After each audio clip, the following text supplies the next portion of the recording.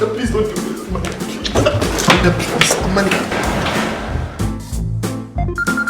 Yo, Nana. Amanda just left me right, The things I've done for this girl, who owned that be like me? I carry goods from Abubulo to Kaneshi. Keep talking with MTN free after 1 and just pay for the first minute. Hello? I should say this boy is asleep. See, Amanda has left me. Huh? You know the most painful part? See, after doing it for my hand, thank you. This is my last hope. Amanda has left me. See, bro, Mr. Fakusia left me. But you also get to enjoy free 50 megabytes a day just for your first call. Could you, Charlie? Amanda left me. Yes, she made you carry load. Oh. Simply dial *315# to subscribe to MTN free after 1 today and talk, browse, text, and chat. Amanda, we're good together.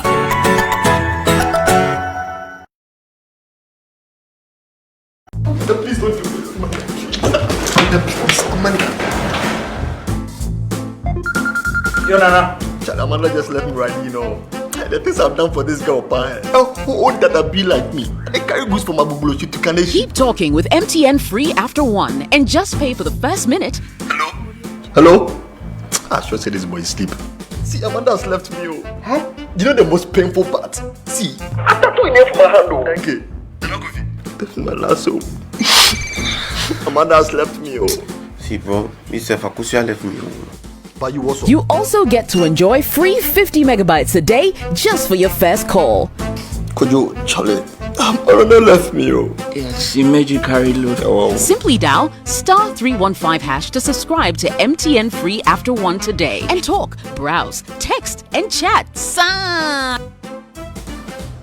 Amanda, we're good together. Please don't do this, Amanda. Yo, Nana. Amanda just left me right, The things I've done for this girl, who owned that be like me? I carry goods from Abubulo to Kaneshi. Keep talking with MTN free after 1 and just pay for the first minute. Hello? I should say this boy is asleep. See, Amanda has left me. Huh? You know the most painful part? See, after doing it for my hand, thank you. This is my last hope. Amanda has left me. See, bro, Mr. Fakusia left me. But you also get to enjoy free 50 megabytes a day just for your first call. Could you, Charlie? Amanda left me. Yes, she made you carry load. Oh. Simply dial *315# to subscribe to MTN free after 1 today and talk, browse, text, and chat. Amanda, we're good together. Please don't do this, Amanda. Yo, Nana. Amanda just left me right, The things I've done for this girl, who owned that be like me? I carry goods from Abubulo to Kaneshi. Keep talking with MTN free after 1 and just pay for the first minute. Hello? I should say this boy is asleep. See, Amanda has left me. Huh? You know the most painful part? See, after doing it for my hand, thank you. This is my last hope. Amanda has left me. See, bro, Mr. Fakusia left me. But you also get to enjoy free 50 megabytes a day just for your first call. Could you, Charlie? Amanda left me. Yes, she made you carry load. Oh. Simply dial *315# to subscribe to MTN free after 1 today and talk, browse, text, and chat. Amanda, we're good together. Please don't do this, Amanda. Yo, Nana. Amanda just left me right, The things I've done for this girl, who owned that be like me? I carry goods from Abubulo to Kaneshi. Keep talking with MTN free after 1 and just pay for the first minute. Hello? I should say this boy is asleep. See, Amanda has left me. Huh? You know the most painful part? See, after doing it for my hand, thank you. This is my last hope. Amanda has left me. See, bro, Mr. Fakusia left me. But you also get to enjoy free 50 megabytes a day just for your first call. Could you, Charlie? Amanda left me, oh. Yeah, she made you carry load. Oh. Simply dial *315# to subscribe to MTN Free After 1 today and talk, browse, text, and chat. Amanda! We're good together. Please don't do this, Amanda. Please, Amanda. Yo, Nana. Amanda just left me right, you know. The things I've done for this girl, pa. Who would that be like me? I carry goods from Abubulo to Kaneshi. Keep talking with MTN Free After 1 and just pay for the first minute. Hello? I should say this boy is asleep. See, Amanda has left me, oh. Huh? You know the most painful part? See, after two enough for my hand, oh. Thank you. This is my last hope. Amanda has left me, oh. See, bro, Mr. Fakusia left me. But you also. You also get to enjoy free 50 megabytes a day just for your first call. Could you, Charlie? Amanda left me, oh. Yeah, she made you carry load. Oh. Simply dial *315# to subscribe to MTN Free After 1 today and talk, browse, text, and chat. Amanda! We're good together. Please don't do this, Amanda. Please, Amanda. Yo, Nana. Amanda just left me right, you know. The things I've done for this girl, pa. Who would that be like me? I carry goods from Abubulo to Kaneshi. Keep talking with MTN Free After 1 and just pay for the first minute. Hello? I should say this boy is asleep. See, Amanda has left me, oh. Huh? You know the most painful part? See, after two enough for my hand, oh. Thank you. This is my last hope. Amanda has left me, oh. See, bro, Mr. Fakusia left me. But you also. You also get to enjoy free 50 megabytes a day just for your first call. Could you, Charlie? Amanda left me, oh. Yeah, she made you carry load. Oh. Simply dial *315# to subscribe to MTN Free After 1 today.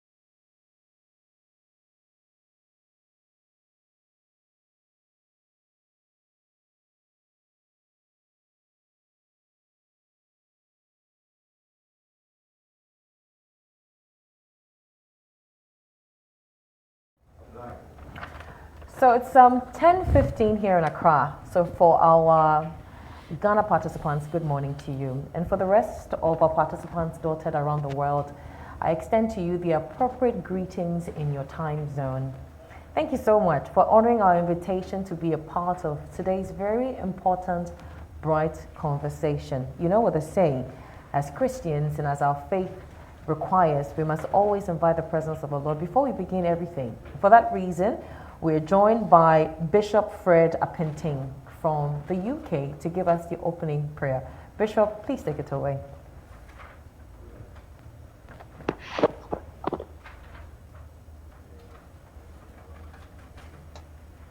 May we bow down our heads for a quick word of prayer. Dear Lord and Master, we thank you for this wonderful opportunity to be part of this memorable occasion, celebrating Nana Kwasi Gyan-Appenteng at 70 as he shares his experience with us. We ask for your power to be upon him as he shares this morning with us. We ask your blessing on him and on this occasion. We pray for many, many quality years for him as he continues to be a blessing to us and to generations even yet unborn. We pray for all those joining us in person and online. We pray for many years for him as he continues in this noble craft. This morning, I pray that you would grant him the tongue and the pen of a ready writer. Let the powerful unction of the noble scribes be upon him as he transfers these mantles upon this generation.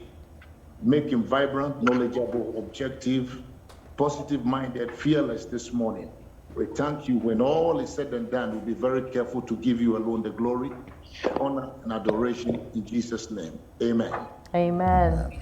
Bishop, thank you very much. Now that we have the presence of the Lord in our midst, we can proceed. So on behalf of MTN Ghana, I'd like to once again welcome all of you across the world to the Bright Conversation. Now, this is a very important conversation that brings the personalities in our society for the purpose of transferring knowledge and experience. It began in 2018 and has hosted quite a number of dignitaries, the likes of Audrey Gajapo, lawyer Ernest Abuaje. And in fact, our special guest today is making his second appearance, I understand, but quite different from the first one. Before I proceed also, I would like to say a big thank you to the organizers and also say thank you to my media colleagues, because I know that our schedules can be really tight. So for them to be here to spend this precious 2 hours with us, we're grateful. A special thank you to JB Blueshade, an online platform. Daily Graphic is present here as well. Africa Eye Report. The GNA is here as well. And the Ghana News Online portal is here as well. You're wondering, what is today's conversation about?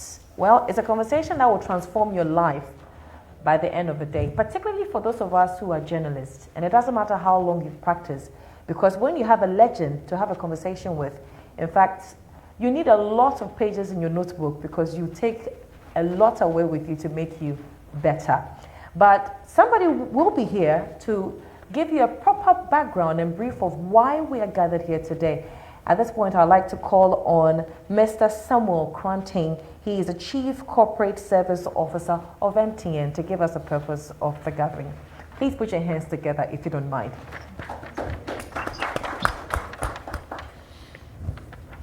Thank you very much. And can you hear me? Yes, we can hear you.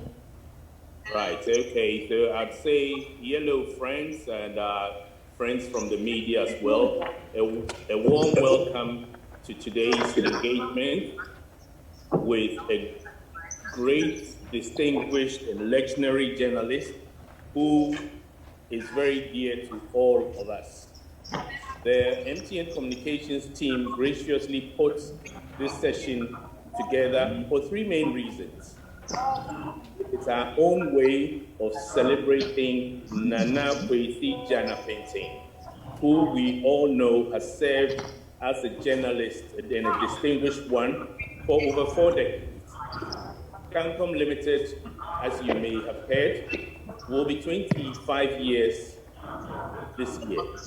And as part of our celebrations, our anniversary celebrations, we also want to find a very unique way of celebrating the milestones of such distinguished practitioners who have invested a lot in the media space and in this nation. Secondly, this program was also put together for Nana to share his rich experiences. Through this conversation, we hope to pick valuable lessons. And finally, we also want to use this particular session to start a series of conversations with distinguished persons whose ideas, thoughts, and reflections can help shape our society for the better. So with such a great professor like Professor Kwame Karikari chairing this session, I understand he'll be joining us very soon. We hope to have a very fruitful session. So on behalf of MTN, Ghana Communications Group, we have to make a decision whether we want to go all out to the interview. I wish to thank you all for joining us this morning, and we hope you enjoy the program. And it is my distinguished honor to formally and warmly declare the MTN Bright Conversations duly open. Thank you. Thank you very much. Thank you so much. So that's Mr. Samuel Kranting. He's a Chief Corporate Service Officer. Let me just add that it is the first time that we're hosting the Bright Conversation virtually, because we understand we have to adhere to the COVID protocols. As such, I would entreat all of us who are joining us virtually to kindly mute our mics if we are not on the floor, so that we don't have, interruptions. We've seen lots of videos online where very interesting things happen in the background. So if you're in a place where you feel that somebody at home or something may disrupt and paint the wrong picture of your, participation, do make sure that your environment is secured, and also turn off your microphone. If you want to speak, we would gladly let you speak, but you have to put your hand up and use the feature on the Zoom application. This is still the Bright Conversation. Today we're having a very important conversation, and it goes beyond just journalism, because our guest, Nana Kwasi Gyan-Appenteng, represents more than just journalism, and you'll find out in just a few. My name is Miriam Osei Ajuman. I work with TV3 as a news anchor and also as a radio host on 3FM 92.7. I'm also a proud product of our special guest today, and it's quite humbling to be moderating this session where my mentor has struck another milestone in his career. He doesn't look 70, and I'll be finding out how he does it. We should be introducing the chairperson by now, but we understand that he's very close and will be joining us in just a few minutes. And so I would go ahead and introduce our special guest for today. Our special guest, ladies and gentlemen, is Nana Kwasi Gyan-Appenteng. Now, he is a consultant in media, culture, and communication. He is an immediate past chairman of the National Media Commission and the immediate past president of the Ghana Association of Writers. During his time as chairman of the NMC, he brought together media regulators across the African continent. He is also a Pejahene of Achim Eti. Once again, our special guest for Bright Conversation today is none other, but I call him the legendary Nana Kwasi Gyan-Appenteng. Nana, good afternoon to you. Good afternoon. Or should I rather begin by saying happy birthday to you? It's a pleasure to have you once again. Thank you. Nana, so how does 70 feel like? It feels basically like 69 plus 1. It doesn't feel very different, but I think on this occasion, let me begin by thanking God that He has kept me safe and healthy to this important milestone. And of course, I acknowledge the support and guidance of my ancestors, my family, my siblings. The bishop who prayed at the beginning is my youngest brother. Right. And my communities and all those who have contributed to my well-being. And I hope that the prayers to God have been heard, and that we have prosperity, long life, etc. On this occasion, I'm very, very grateful to MTN for organizing this event. I'm particularly pleased that this coincides with the 25th anniversary of the company here in our country. As a journalist, I know that this company, I'm very partial about this company because I'm aware of the many things they do in support of the media space. For example, I think it's the only company that reports itself regularly, its results, at a media forum and that kind of thing. So it's very heartwarming that they've decided to celebrate this occasion with me.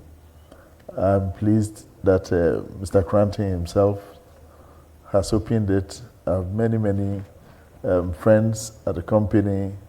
Mrs. Georgina Fiagbenu, I call her Auntie G.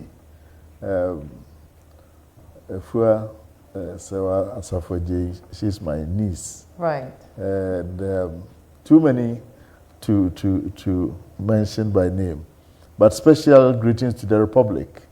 And they know, if you know, you know. That's the thing about Nana. Nana has a way of keeping up with the times. I mean, I have encountered him several times, and unlike some much older seniors, he's still very much in touch with the terms, the code of conduct. Nana, how do you do it? I think the world that I saw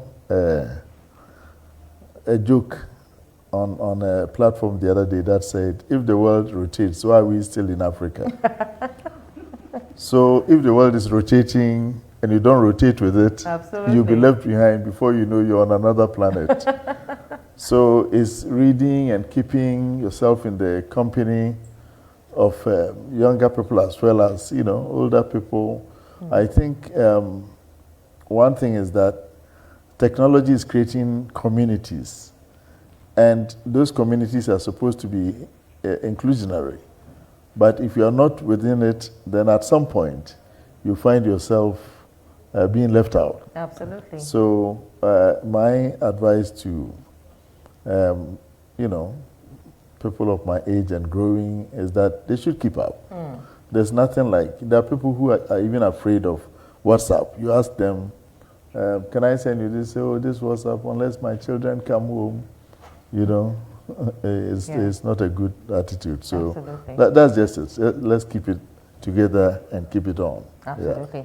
Now let's talk about growing up. I mean, as children, we all had ambitions. We had dreams on what we wanted to be.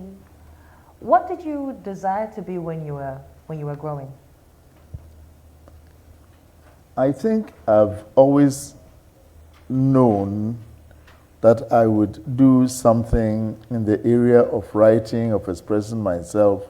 For one thing, I understand that when I was young, I used to talk too much, which I haven't stopped.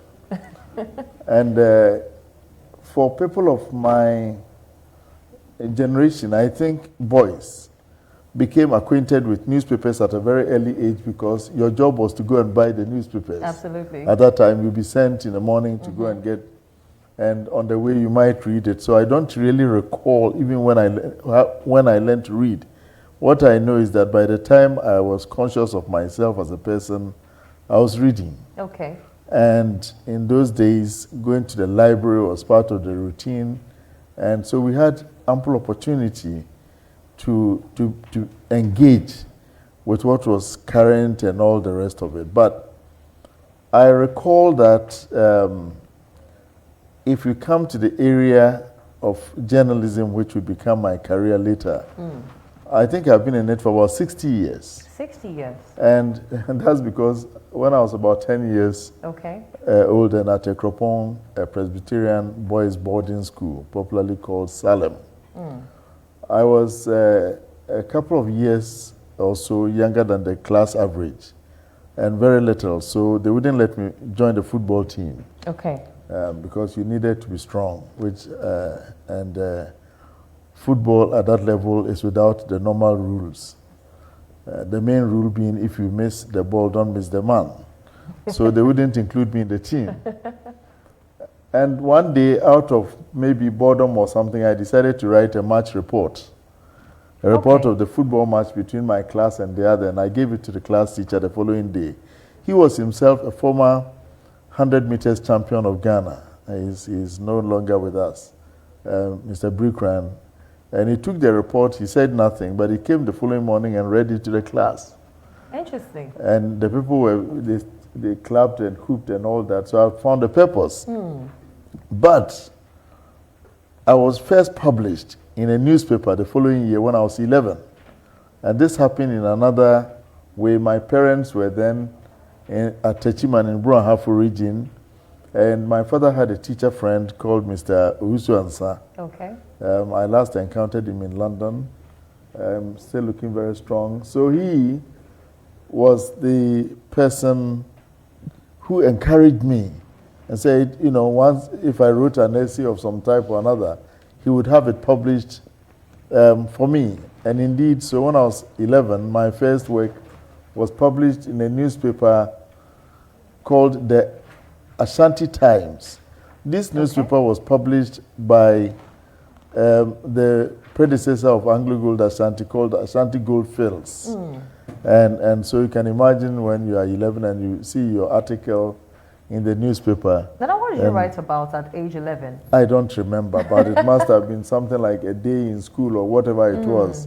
But they found it interesting enough to publish it. So that actually set the tone for venturing into journalism properly.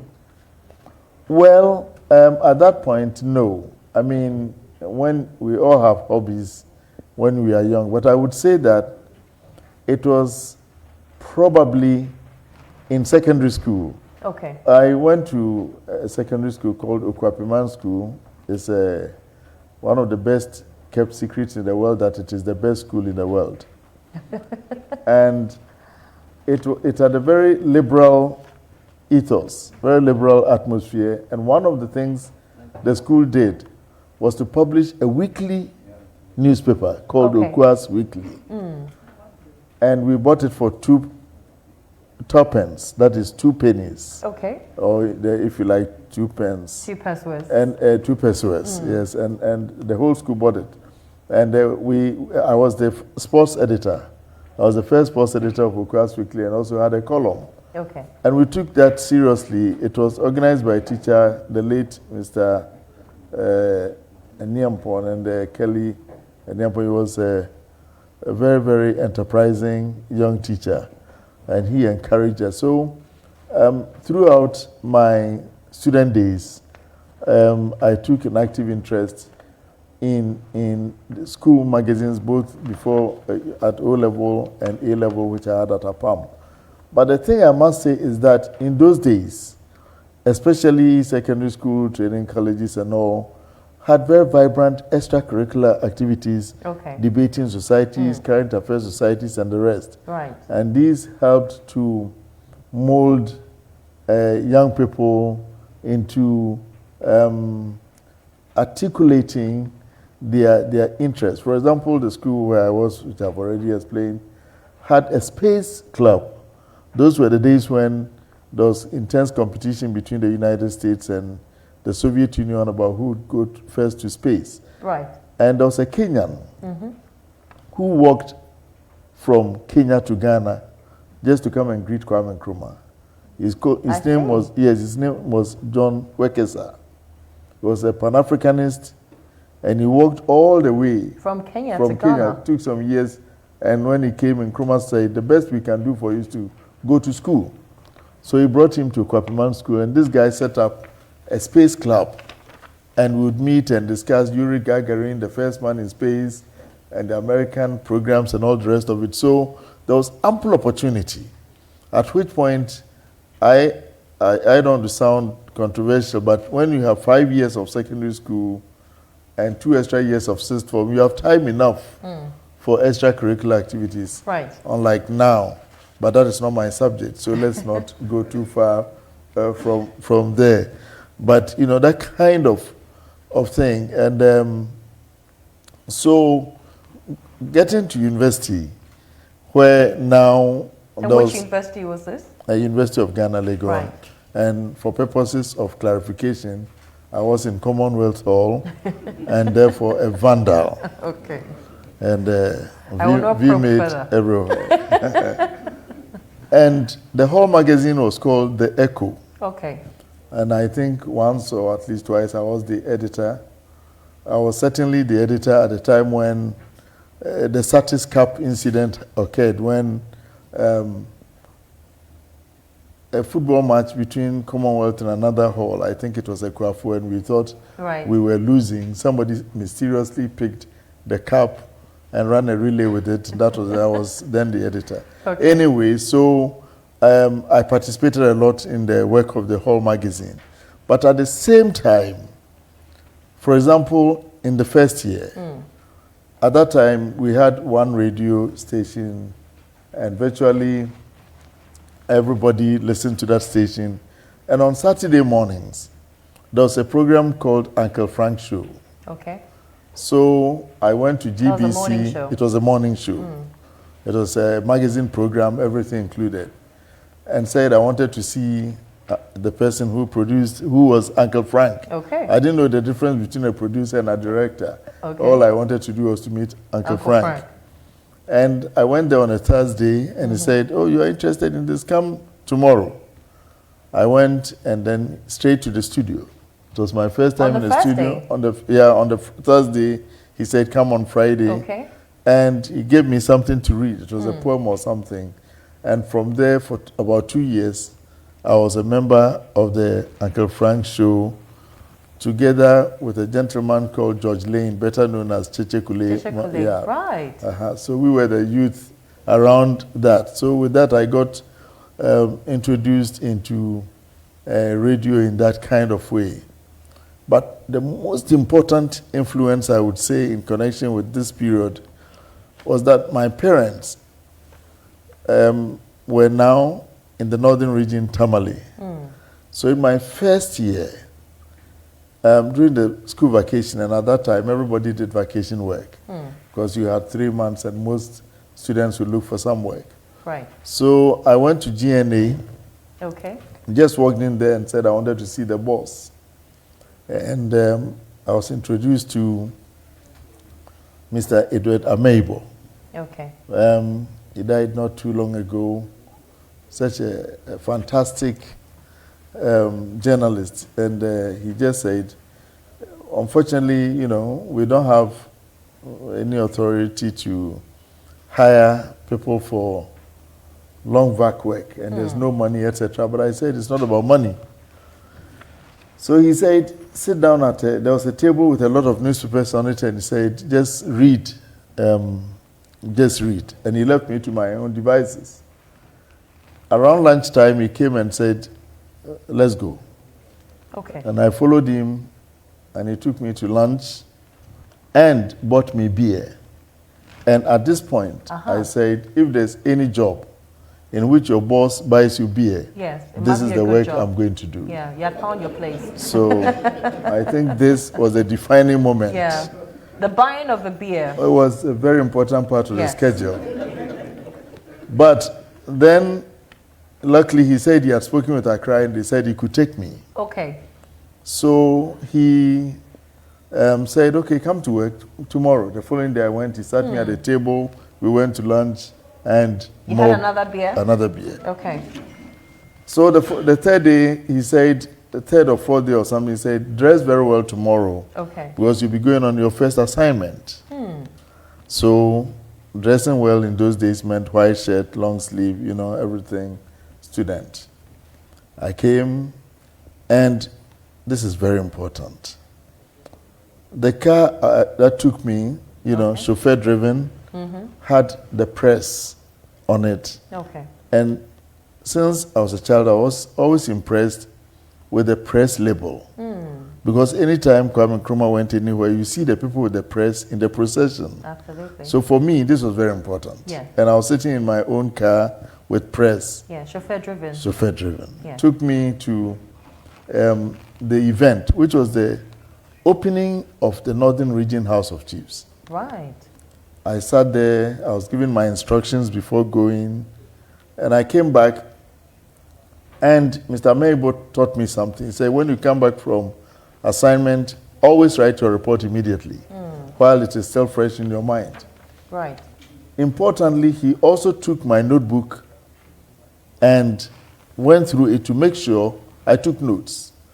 These days, I see many, many journalists at events simply drop their mobile phone recorders, and they're not taking notes.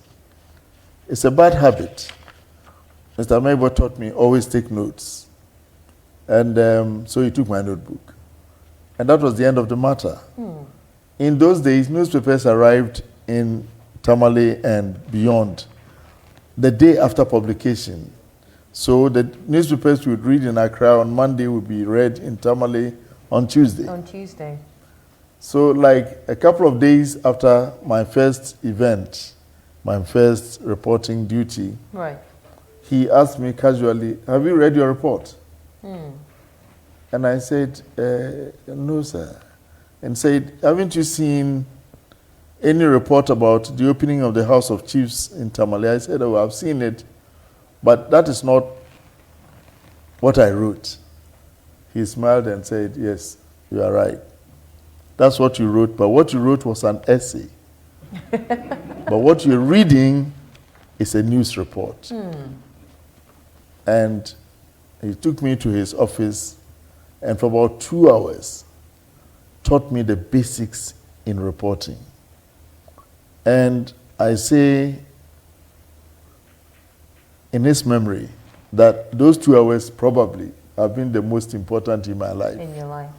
He taught me about sources, pyramids, inverted, what constitutes news, what you have to look for, all in those 2 hours. And also for the rest of my vacation, he traveled everywhere with me. One interesting incident, we went to Daboya and you had to cross in a canoe. There was no bridge. And he insisted that we were going to interview some nurses across the river. We nearly got drowned because as soon as we got into the boat, it started leaking. So I said, Chief, why don't we just go back? Because I was quite scared. He said, no, you know, as a journalist, you have to take these risks. So we went and eventually got the interview done. Many years later, one of the nurses we went to interview became Mrs. Ameibo. Okay. So it was very clear. But he didn't know her when he was insisting. Obviously, he knew. Obviously, he knew that a woman from Accra had been transferred there. Okay. And that report needed to be done. And that report, he said, is so important. Yes. That we have to do it. Unfortunately, may their souls rest in peace. Let me interrupt you. I mean, you've shared very, very intimate memories with us. Two things I pick up. First is a spirit of volunteerism, something we don't see in a lot of young journalists today. And then the other thing is to get the story done no matter what. Right. So it means that from the beginning, you knew where you were going and things kind of fell in line to direct you to exactly what you were going to do, which was to be in the press.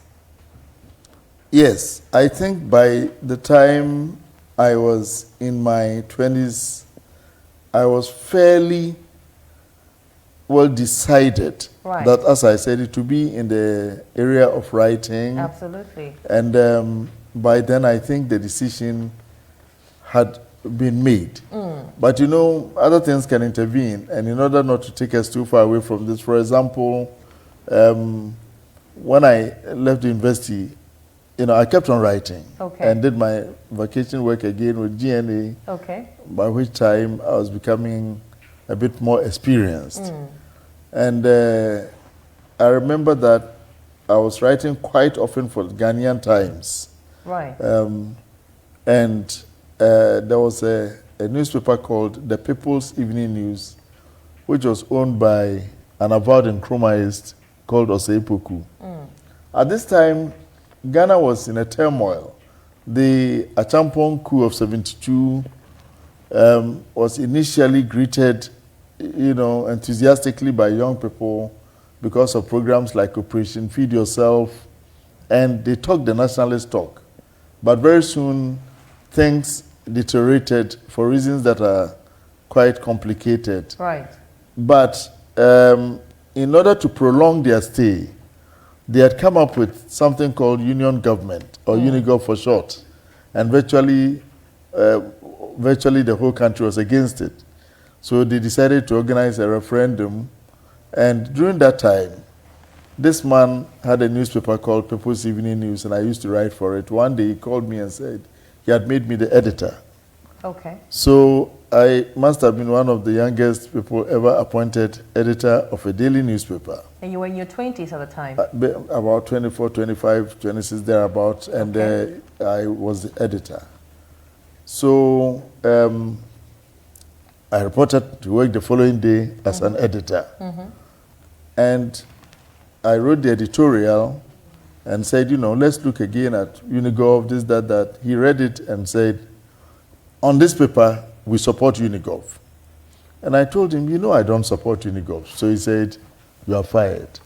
So I was editor for about 6 hours. For 6 hours, From morning, by noon. You went to work as an editor. As an editor. But you came back as a sacked editor, as a former editor. Now let's talk about the 80s. That's quite a turbulent time for Ghana, especially in the media. What was it like? How was journalism, practicing journalism in that time? Well, you know, to give you the narrative, so you have the setting. I for 3 years, I was the Secretary General of All Africa Students Union, traveling around making speeches and all the rest of it. Right. But very interesting. So in 81, after I finished my term, I was in London pursuing a publishing idea when the 81 coup took place. And I came back in February 82 and almost immediately met Mr. Kojo, who had been appointed editor of the Graphic. By this time, the Graphic had been renamed the People's Daily Graphic. Right. In the flavor of the times, you know, revolution and all that.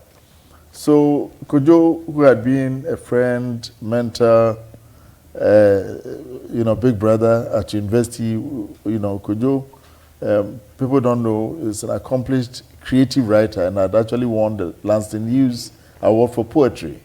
So we were together in the Ghana Association of Writers as students and all that. And then he was editor of Graphic. So he invited me, and I applied, and on in March 82, I became a staff member of Graphic, working first in the features and then foreign news, and became foreign news editor. And one time, the Graphic editor, Kojo was sacked, as you know, you may have heard at some point, over the Amatekwe tape incident. What happened was that there was the killing of the judges and the military officer, and during the trial, one Amatekwe, who had been a member of the government, was found guilty and was about to be killed. So somebody interviewed him the day before he was to be killed, and allegedly he made a confession speech. So the then head of state, Flight Lieutenant Rawlins, called a meeting of senior journalists and played the tape to them. Now, what happened next, I wasn't there. Some say he said he was only playing it to them for, I don't know what, but they were not to publish. Right. But the Graphic published it the following day, and as a result, Kojo, who had been very close to Jerry, was sacked. So Mr. Sam Clegg, and in those days, if you were sacked usually on radio, as you would know in a minute. Yeah. Professor Kakari, who is the chairman of this occasion, I think he was also probably sacked by radio. and he was the Director General of GBC and was sacked by radio on his own station. On his own station. Yeah. Anyway, so Mr. Sam Clegg became the editor of the Daily Graphic, and he traveled. At this point, I had become an assistant editor after 3 years. Okay. Assistant editor, foreign. There was no deputy editor, there were 5 assistants, and I was the youngest and the newest at Graphic. But somehow, when Mr. Sam Clegg traveled, I was made the acting editor of the Graphic. And this was obviously at a very young age and very inexperienced. It was not an easy time at all. So now to come to the point. For example, it was when I became acting editor of the Graphic that I realized what those in charge of state-owned media had to go through. Right. Within the 6 or 8 weeks, I don't remember, when I was acting editor, on at least 6 or 7 occasions, editorials were written from the castle and brought and said, this must go. Right. And sometimes, I'll not mention names, but sometimes they were brought by very, very senior PNDC member who would arrive and say, Jan, this must go. And you try and argue and say, well, it's too long. Can we at least say, this is for psychological operations? No, that was the only reason to it. No short as PSYOPs. That stopped you because you were not privy to whatever is happening. So PSYOPs means go and publish it.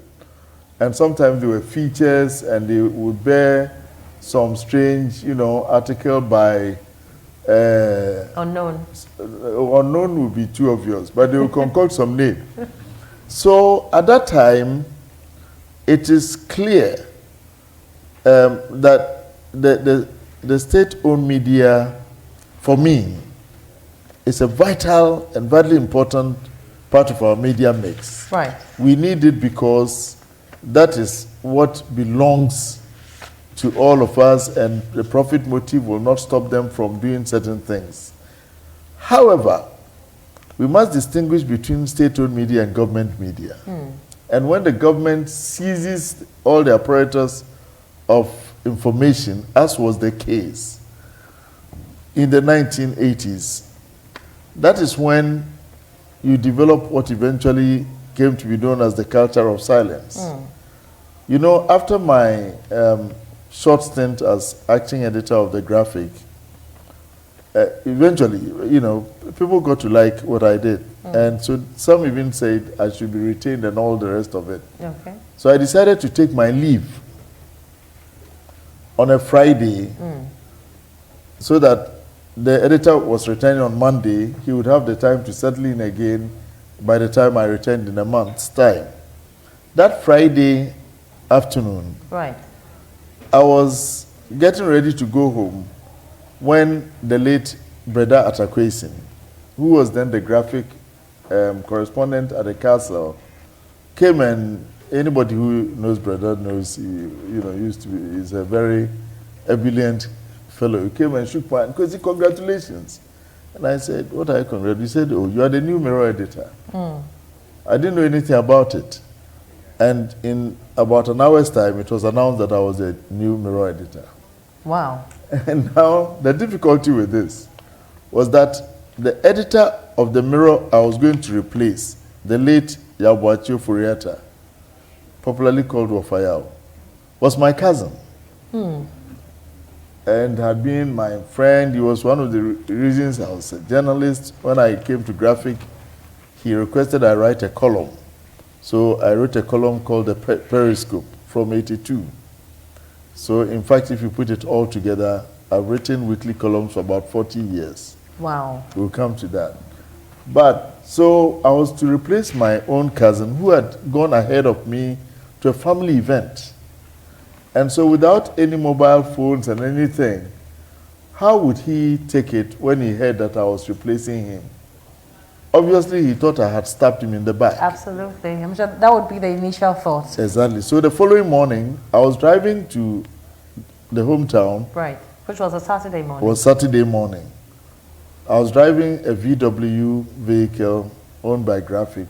I got to Peduasi Lodge, and the vehicle overturned several times. And I had an accident, a few bruises, and not seriously hurt. So I didn't get to the hometown. So you can imagine they are thinking, you have stabbed your brother in the back, and so you are not even coming to the event. Right. It wasn't until Monday he came, and he was being transferred to Spectator. So there too, nobody asked him, it was all done very arbitrarily. And so my first week as editor, I can tell you that I had nothing to do with the newspaper because I said I wouldn't do it until all that family and, everything was sorted. And that must be a very difficult time. It was. Yeah. It was. But you see, at the same time, we had very dedicated journalists. So let's not create the impression that because of the arbitrary behavior of government and all that, the journalism itself was undermined. Right. I mean, of course, they undermined the independence, but journalists who wanted to do good job were encouraged because, for example, as the point you made earlier, in-house training, house style, it wasn't something you just stumbled into and decided, you'd become a journalist and a celebrity overnight. You really had to go through the mill. Absolutely. Now, let me interrupt you for a minute. We skipped a step in our lineup.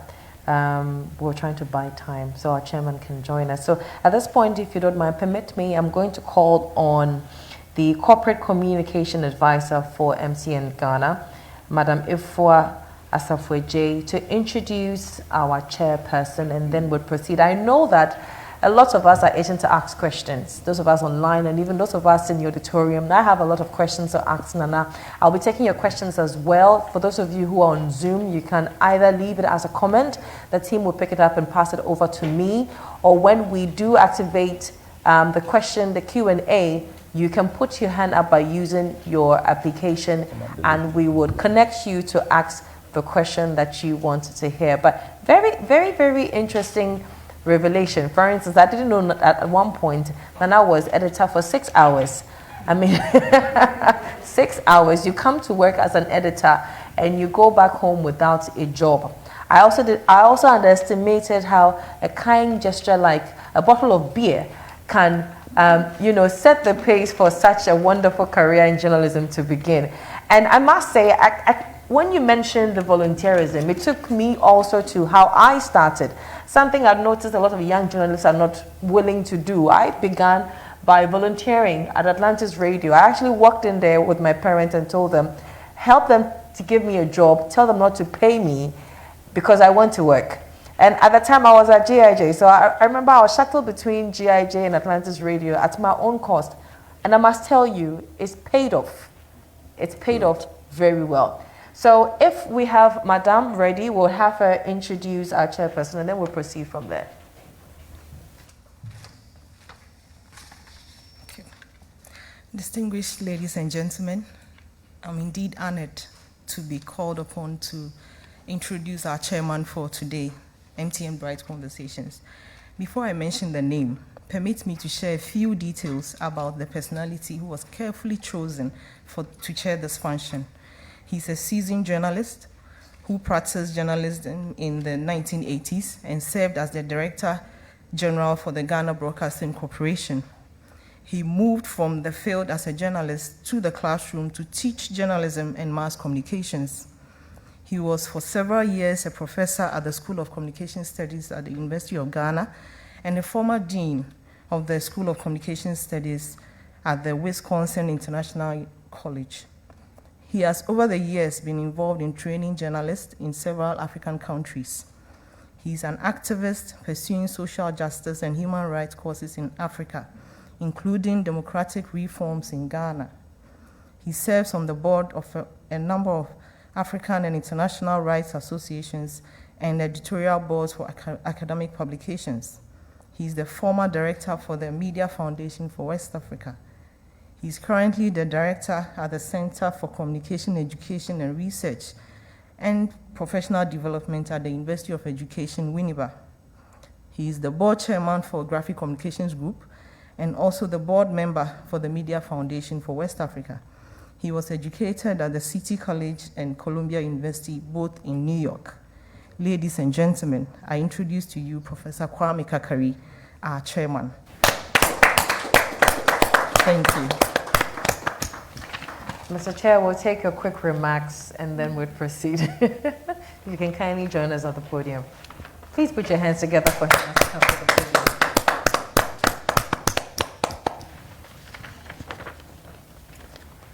Thank you very much, MTN, Gina, the management of this very important and big organization. I think we are being treated to not just the personal reflections of someone who is so distinguished in the field of journalism, but I think that process is also giving us a kaleidoscope, a broad stroke of what journalism has been through and perhaps continues to be through in this country. A number of things he has said may have passed you by without noticing their importance. For instance, he said that his first article was in a newspaper called Ashanti Times. Ashanti Times was founded in 1948 by the Ashanti Goldfields Company. The significance of Ashanti Goldfield, of the Ashanti Times, there are two very critical, significant matters about it. One, it is the very first big company that tried to invest in a newspaper in our country. Until then, all the investments in newspapers had been made by small business people, but mainly intellectuals and so on. The second most important thing about Ashanti Times is that because it originated from the UK, it also practiced, in those days, what one might call quite some high professional standard of journalism. So when Graphic came in here in 1950, in fact, its very first editor, Percy Kofi, was hired from Ashanti Times, and a number of the early journalists who came to work in Graphic and made Graphic a quintessential professional newspaper also came from Ashanti Times. There are many other stories that are very significant. The issues about being employed in the morning, being sacked in mid-morning by a private business person continues today in a number of our media in many different ways. But the experiences concerning the state-owned media and practices there are things that are worth tomes of research and so on and so forth. But he's in the middle of it. Thank you very much, and let's continue with the conversation. And we hope that when he had finished, your questions and perhaps mine also added questions will elicit more of the essence of the conversation we are having this morning. So thank you very much. Thank you very much, folks. Thank you very much. Now, so MTN Ghana is feeling very generous today. And for those of you who are joining us, virtually, you will get a chance to win some airtime with the fastest finger. So if I were you, I would not take my eyes off the screen and have your phone by your side. Okay, this is a really exciting exercise. Can I pause my roll and go and have a fast finger and come back as well? Because you will have vouchers on the screen that you can quickly activate on your phone, and then, yes, win some airtime, get some data, and let's keep a conversation going. It's still Bright Conversation by MTN Ghana. Our guest today is the legendary Nana Kwasi Gyan-Appenteng. We've been having a conversation about his experience as a journalist in Ghana. Nana, so before we went on that quick break, you were telling me about how turbulent the 80s were. I know also that you've had a lot of experience practicing in the UK. At the time, how different was practicing journalism in the UK from that of Ghana? The narrative helps to shape the views, and so I was at a point where I became editor of the Mirror, which was a job I really enjoyed. Okay. The pressure on the Mirror was not the same as that on the Graphic, which is not to say there was none. Mm-hmm. Still, they would bring articles from the castle and things, but it wasn't with the same intensity. Okay. In any case, whilst I was editor of the Mirror, we had the opportunity to develop what I called a very practical application of development journalism. In that, and we didn't plan it, and this is what makes journalism exciting. So I'll cite only one example, and because of time and stuff, but I had a friend who showed me a very bad picture one day and said, this is a picture of a school building we are putting up in our village by ourselves. Self-help, kind of thing. Okay. And I said, this picture is not very good, but if you like, the Mirror team can come there and take pictures and stuff as you work. He went and told the chief of the town. He was very excited. And so one weekend, we went there. Okay. We went on a Friday evening and took photos. And because we were there, it encouraged more because they wanted to come in the newspaper. Yeah. So virtually the whole town was mobilized. And if I may say this, just in passing, they provided palm wine as we arrived. So that was also, we must take note. And the staff were all very happy. It came with, chicken and stuff. Okay. So we enjoyed ourselves and participated. We all, and the following weekend, we did a big spread, with photos of the chiefs and people of the small town building their school. So we had a lot of requests following this. We are building this. Can you come and cover? Can So it became a hallmark of the Mirror. So I'm saying that if, with the state-owned media and all the negatives that we can think of, there was room also to do all that. So when I come to doing the comparison, it's important that we set this tone. Okay. But it was this kind of thing that, one day, and we enjoyed the work. One day, we received a letter from school children in a school somewhere in the eastern region, complaining that their teacher, who was to help them cheat during the exams, middle school leaving exams, had not done so. So they were very angry. The teacher took their money. To help them cheat? Yeah, during the exam. During exams? Yes, he would be the invigilator and he would help them, ask questions. And maybe, they could write the answers somewhere. Yeah. I don't know how they were going to do it. But the teacher disappeared and he wasn't even the invigilator. And the language, the English language with which they wrote that letter to the Mirror showed that even if 10 teachers were there to help them, they would still have failed. Exactly. So we published this letter unedited to show the falling standards, even then. So somebody read the letter, Mr. Ladin Islander, who others may recall became chairman of CPP. He was then the managing director of Johnson Wax. Okay. So he read it and quickly came and said, no, we have to do something about this. So let's do a joint project and set an essay writing competition for the whole country. And Ladi is very creative. So he said, as the prize, we'll give the best 20 or 30 children the opportunity to fly in an aeroplane from Kumasi to Accra. Oh. So we planned this and said we will launch the project at Sunyani. Okay. And we made Mrs. Rollins the patron of the event and all the rest of it. When we returned from Sunyani after the launch, I was told by somebody that you are going to be sacked. So go and see the Minister of Information. It was then Dr. Ben Abdallah. So the following day, I went, it was a weekend. So Monday, I went and said, Ben, I hear you are going to sack me. He said, oh, Ghanaians talk too much. There's nothing like that. Who are you? So I said, Ben, the day the sacking comes, give me 1 hour so I can call my mom, who is at Koforidua, so she doesn't hear this and panic. So about a month later, at 5 o'clock on a Friday, I got a call that the minister wanted to see me. So as soon as I got there, I said, man, is today the sacking day? He said, oh, because he cried then out to say, you don't call it sacking, we're only redeploying you.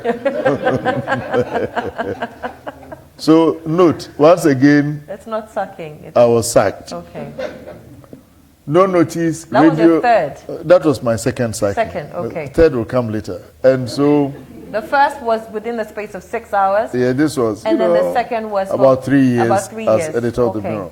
So I was sacked and eventually I left the country, first to the United States, where I had a fellowship offered by the American Society of Newspaper Editors. Okay. And that enabled me to work for a short period with a newspaper called the Toledo Blade, which is in Ohio.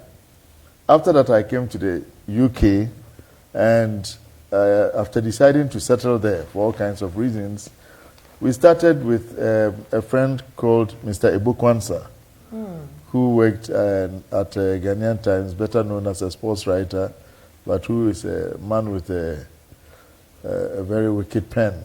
So we started setting up something called the Ghana News, because in my travels I realized that there was a real information gap between what was happening and how Ghanaians were receiving it. Right.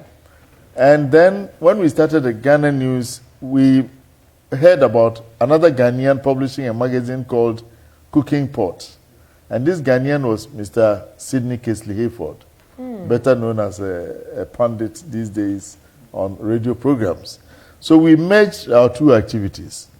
But while we were doing that and struggling for money and all that, there was a lady called Barbara Akakpo, who is half Ghanaian, half Irish. She wouldn't like me saying this. Let's say she's a Ghanaian.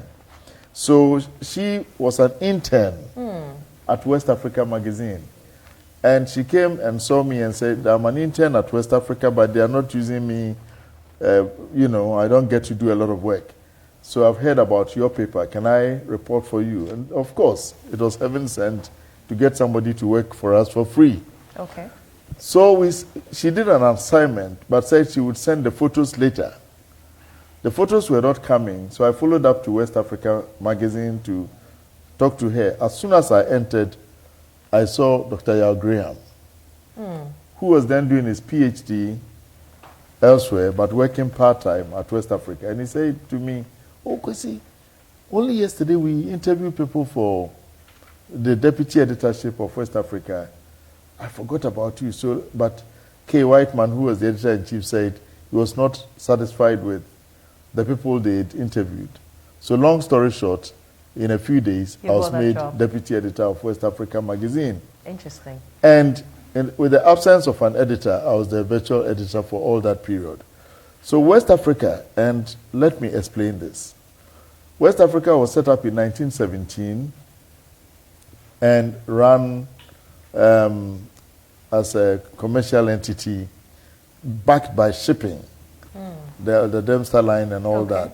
However, the same company that set up Graphic bought West Africa at some point in the 1960s, early 60s. Right.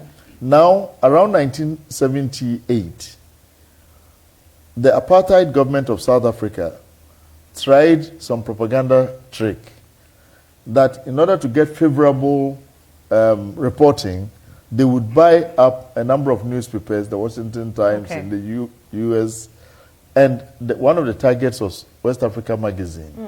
So the Nigerian government bought West Africa magazine to prevent it from falling into apartheid hands. Okay. And when they did that, they gave a guarantee not to interfere editorially in the magazine. Right. So all the time... And that sat well with you. It did.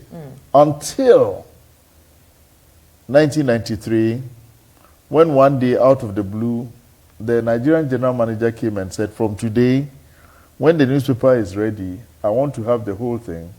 Send it by fax. Young people may not know what fax is, but if they go to a museum, they might find one. So we'll fax the whole thing to Nigeria, and all that. And I said, why do you need it? He said, so that they can use that to look for adverts. Right. Interesting. There's clearly an issue with ownership. Yes, so we'll come to that. Please, let me finish this one. Okay. Because it's a defining moment, and it will come to that ownership. Okay. Because I refused. I said, if you want the lineup, we can give you the contents. These are the things coming in. You can use that to look for adverts. So again, without any notice, if you live in the UK, you know that every door has a letter flap. And so at midnight, I heard it clang, clang. I went, and here was a letter. I'd been sacked. Your third sacking? My third sacking. So clearly, even with the best will in the world, owners of media everywhere are very powerful. But the only thing that can constrain that power, because everywhere, the owner, Murdoch is a powerful man. He owns all the Sky. He owns Fox. He owns, channels in Australia, all over the world. Owners are powerful. Absolutely. The only thing that constrains them are two things. One, the regulation and the professionalism of the journalists. Right. So, without the rules set, in fact, there are some countries where Medak, for example, has had to divest himself of some media outlets so that he will not be too powerful within that domain.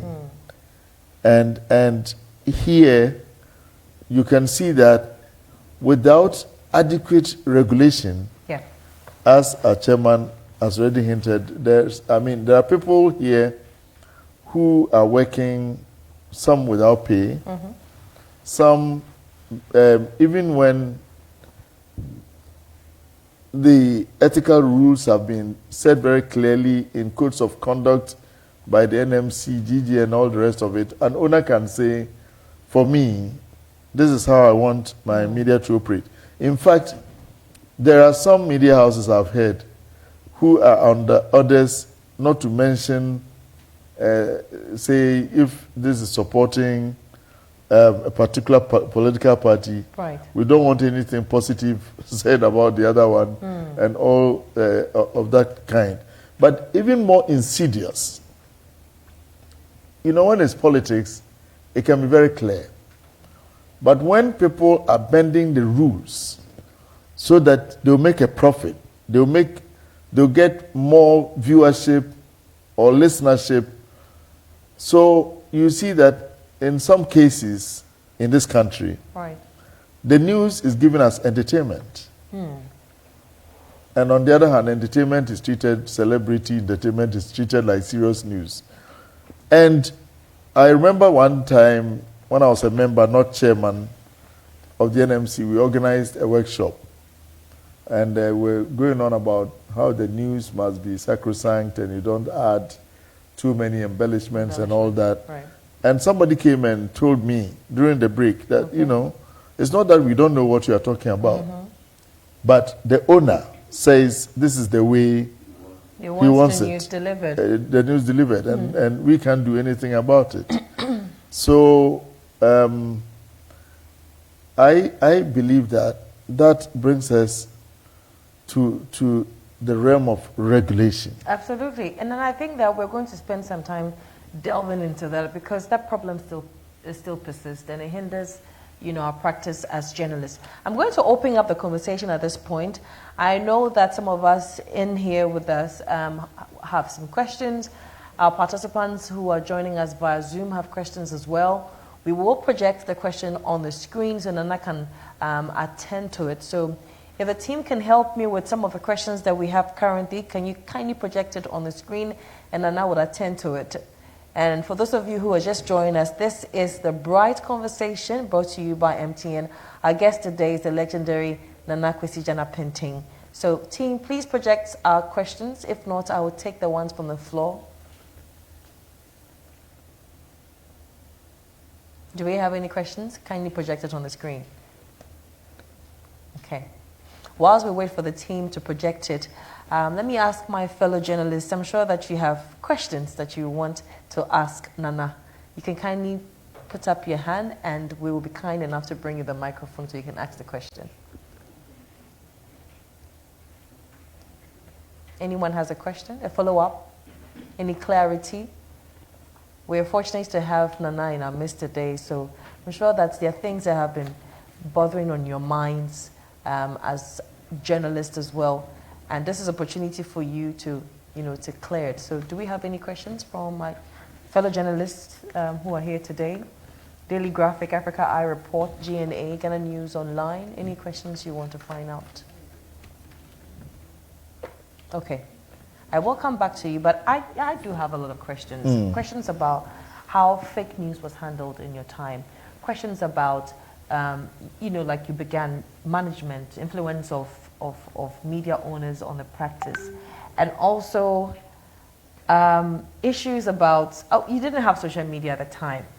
So I've always wondered how journalists from the times when we didn't have social media, be it the entertainment or business or whatnot, their impact seems to live on for so long. In the absence of social media now where somebody does a thing in a corner and it goes viral. But I'll take you, for example. Your work has lived on for generations and it will continue to live on. how did you practice? I mean, what are the things that you did that made you stand out so much?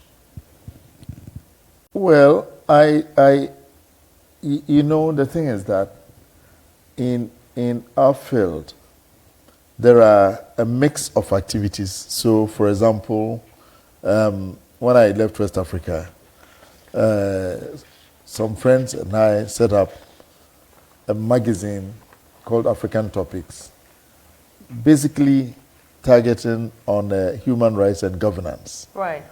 And we're fortunate that the African Commission on Human and People's Rights virtually adopted it. And so we attended its meetings, and in that kind of way, even without the absence of social media as we have it now, you had pockets of influences where the media played a very vital role. Let me give you, in my work, I've had the privilege to teach and train and all that. And I'll give you one example to illustrate a point. Professor Kakari and I were both involved in a very interesting assignment in Liberia. Okay.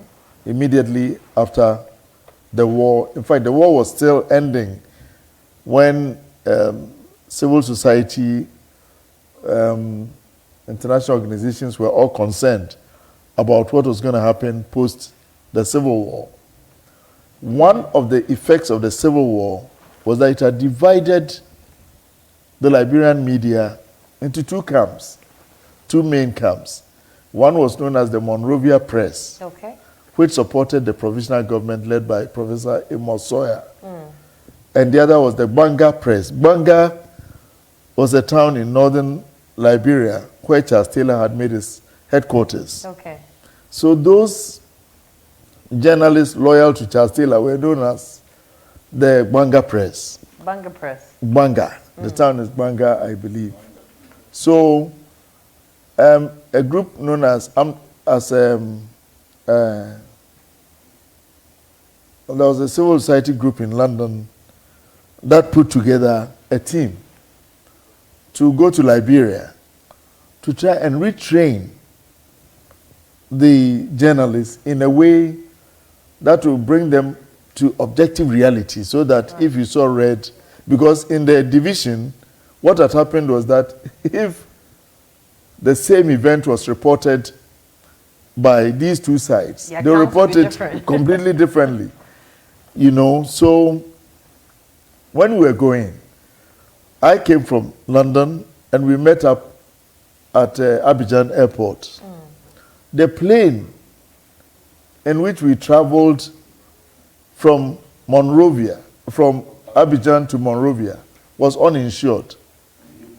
I see. It was some Ukrainian, pilots who are taking their lives into their hands and taking ours together with theirs.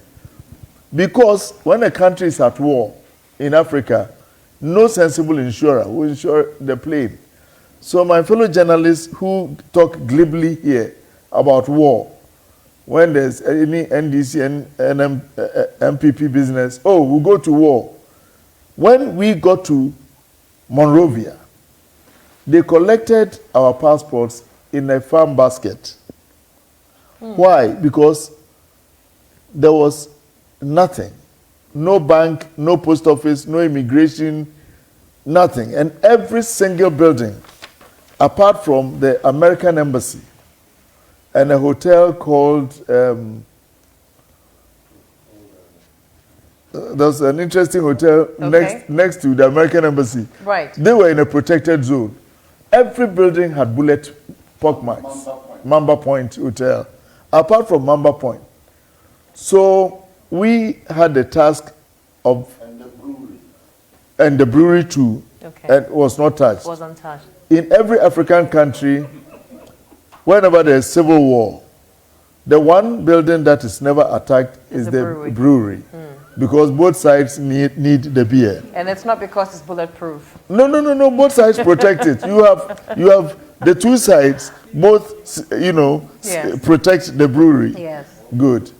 So the safest place to seek refuge would be the brewery. So you see, how did this banga, and in today's terms, it would be easy to say we formed a WhatsApp group or we've done that. Right. There was nothing like that. But listen, social media is first social before it is media. In other words, what is in the mind comes first before it is transmitted. So social media is not media first. Therefore, look, in the same Liberian context, we did an experiment with the University of Liberia to find out the most effective source of information. And there was a gentleman there who had worked at GNA for years. He led that that experiment. And the results of the survey was that people believed word of mouth. We thought it was going to be radio, but no. In a time of crisis, when you cannot, necessarily believe a distant source, it is what your brother tells you, let's go and hide. The enemy is coming, that kind of thing. So even before social media, groups would form based on their interests. And so fake news is not a product of social media. Fake news is a product of circumstances where people need to deceive in order to gain. Right. Where people need to misinform in order to gain an advantage. Where people need to disinform so that the one perceived as enemy will be thrown off the correct scent. Right. So we've always had fake media with us. Right. Now let me hold you for a minute.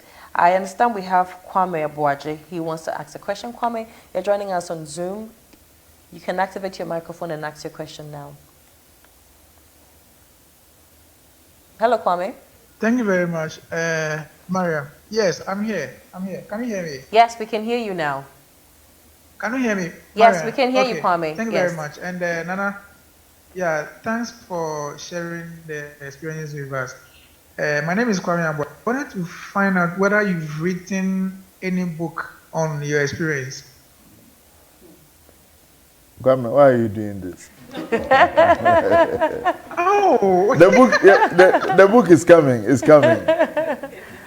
It's in the pipeline. Thank you very much. But a collection of my articles and all is almost at publication point. Okay. Yeah. And okay, Danso. That's very good. Okay, Kwame, do you have any more questions, or that's it? That's it for now. Okay, let's go to Danso. I'm done. Thank you. Thank you too. Danso Abiam, I understand you have a question as well. In you can fact, activate your microphone. before I started this, I said I was going to tell you that if you heard anybody called Danso Abiam trying to ask a question, prevent him. He's a rascal. He's a rascal. Yes. Well, but anyway, let him. Danso, if you can hear me, please disappoint Nana and I can hear you all right.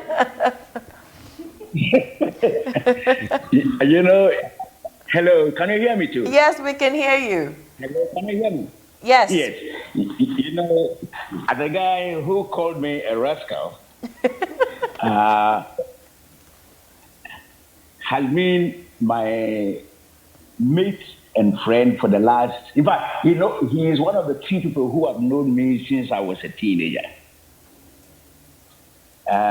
We went to school together. We started Form 1 together. Hello, can you hear me? Yes, we can hear you very clear.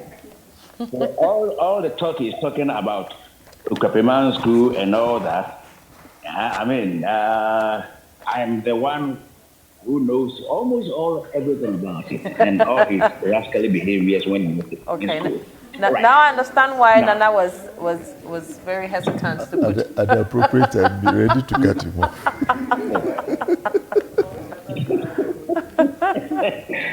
And so, Kwasi, a happy birthday. 70, you become an old man, you see. But please. Then so thank you. We will have to come back to you. Nice to you. Yes. We'll have to come back to you, but thank you so much.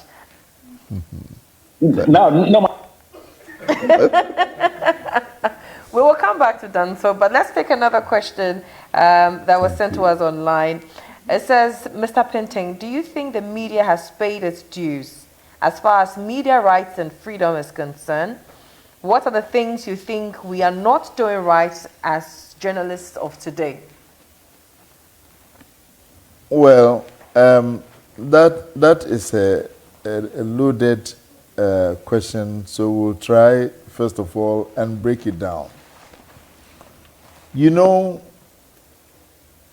the difference between the media space when we started and now is like the difference between day and night. Right. They are completely different. So the struggles that we were involved in the 1970s and 80s as a package, of which press freedom was central, was for democracy, for inclusiveness, for a society in which we could take certain decencies even for granted. Now, the 1992 Constitution has sought to resolve some of those issues, including the question of press freedom, by dedicating a whole chapter and creating the National Media Commission as virtually the guardian of that chapter. Right. At that time, we were fighting against government monopoly of the media space. So if you like, we wanted to break the quantities question. We wanted more. Right. Now we are breaking through that barrier with the Constitution. So the question of quantities has been resolved. But we have to resolve the question of quality. And that's what this question must address. We have over 500 FM radio stations, as the latest figures I see. We have over 100 free-to-air television stations and about 50 newspapers on the newsstands regularly and irregularly every week.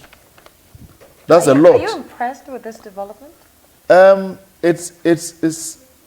coming. You see, that in itself does not resolve the question of quality. Right. So you have a very, you have a mix. Some are doing very well.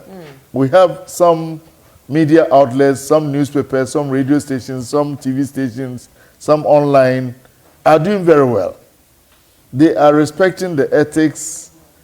They are not rushing out to print and be the first. Some are doing fairly well. They are trying in their own way to survive. But many are performing below par.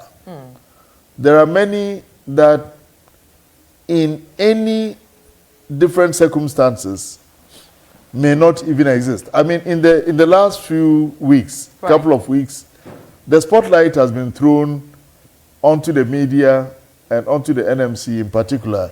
I'm going to come to that because there's no way we can have this engagement without action on that development. I will just quickly go through also some of the questions and comments we've received from our participants via Zoom.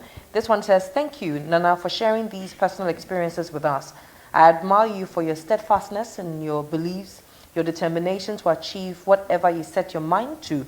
You are still full of great ideas at 70, which you always call at dawn to share with me. I'm sure this is somebody who knows you quite well, even though the name doesn't, I don't have the name here. Another says, it's quite unfortunate that our young journalists are not interested in great encounters as such. Sure, Mr. Appenteng should consider publishing such an insightful experience. Another says, how I wished many young journalists were able to participate in this webinar. I suggest that Nana publishes his experience in the media realms. Another says, please ask him if there has ever been an occasion when he refused to publish anything government tried to push down his throat, and what happened. Secondly, how strong was the pressure from corporate Ghana on media owners to take down stories that are factual but damning to the corporate organization in those days?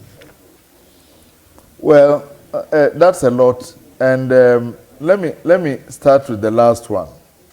You see, all kinds of interests try to find expression in the media. So there's nothing wrong with companies trying to get you to publish their stories. That will always happen. But some stories have nothing in them. In fact, when I became editor of The Mirror, a friend of mine who worked at GNA, one day I got to work at Graphic and he was sitting there, virtually crying. And what was his problem? He had collected money from some Lebanese to publish a story about them, in some rice something. Right. And no editor will pick it. GNA has no paper of its own. And so nobody saw, there was no story. But he was telling me that if I didn't help him, in fact, his life was ending. There was so much pressure, so finally we had to find a way. I'm sorry to apologize that, we had to do that and get it published. The point I'm making is that sometimes you would find the pressure, but you as the journalist, maybe if you ask the right questions, you see that there's a story in there. You don't discount it and say, well, this is just the normal, they've done their annual AGM, and so they just bring you the whole lot. Maybe if you go through it and ask the right questions. Journalism is about curiosity. If you are not a curious person, you can't be a journalist. You always want to know what happened next. Now, as to resisting stories brought, yes, there were times, in fact, there was one, and there are people involved in that particular one who are listening. So there was a time when a story was brought to me. It was actually a picture of a young man, shirtless young man, standing in front amid some weeds. And the caption said that he had planted the hyacinth seeds. Now, water hyacinth is said to be very dangerous for water bodies like dams and stuff. So there was a time when too many water hyacinth plants were growing in the Volta Dam, and the government made an effort. We knew how dangerous. So there was a whole campaign around it. That caption claimed that the American ambassador to Ghana had given the water hyacinth seeds to this young man to plant. In other words, this was economic sabotage. And they wanted me to publish this in The Mirror. I mean, if you know the American ambassador to your country is sabotaging you, there are so many avenues for the state to resolve this. Call the ambassador in, call their government and say, recall this, recall the ambassador.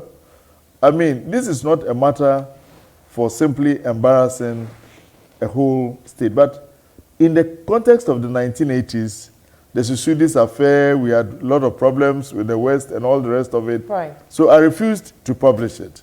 And the one time, I received a note from somebody in the castle, Mr. Gyan-Appenteng, the American ambassador story must go. Whose interest are you serving?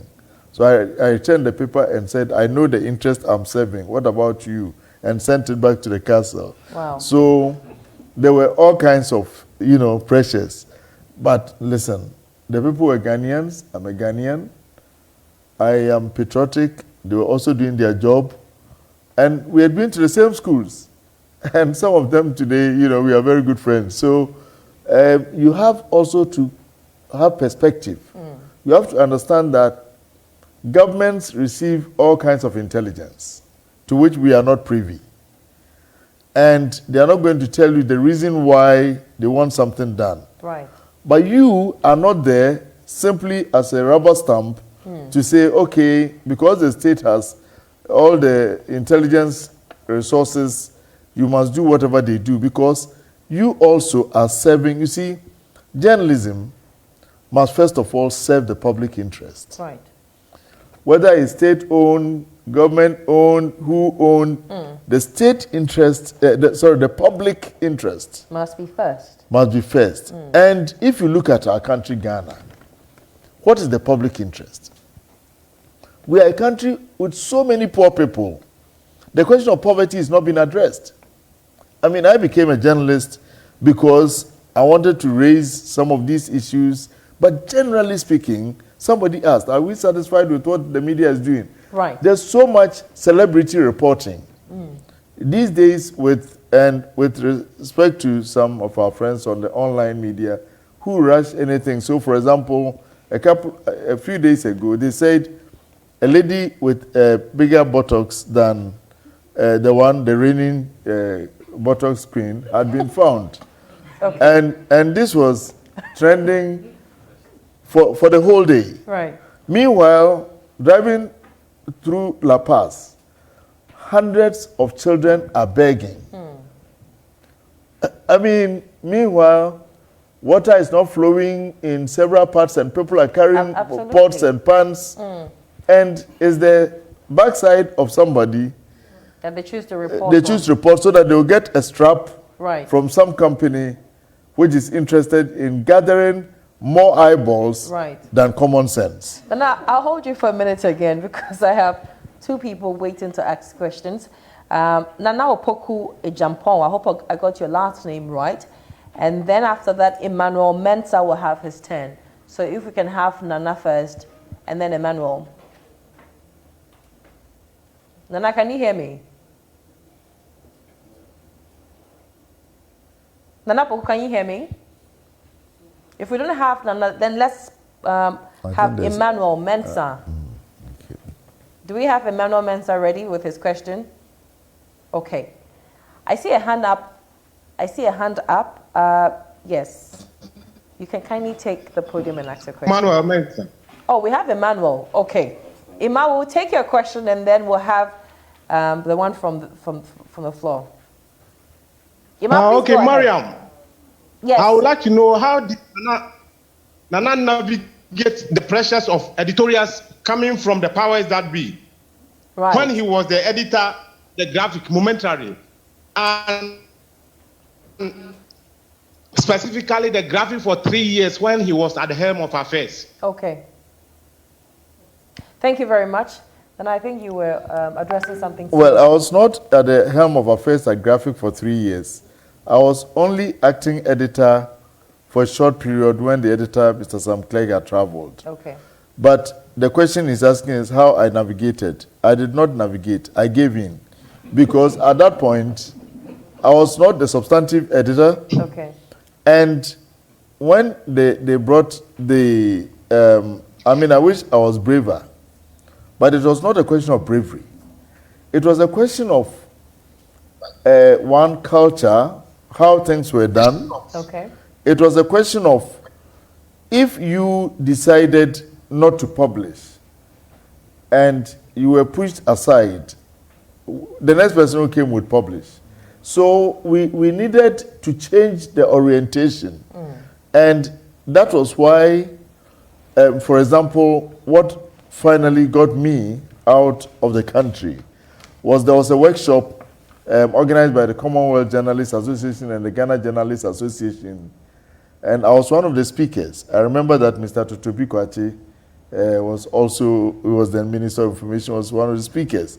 And I understood it to be that we were discussing this within ourselves. Right. But I made very strong points and said that the interference must stop, that we needed freedom of the press in this country.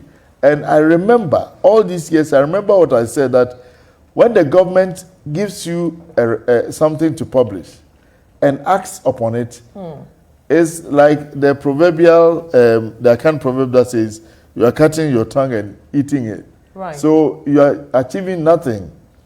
There was a gentleman called David Spark, who was a resource person from the Commonwealth Journalists Association, who used my remarks for his story. For a story which he gave to a news agency, and it was widely reported with my photo.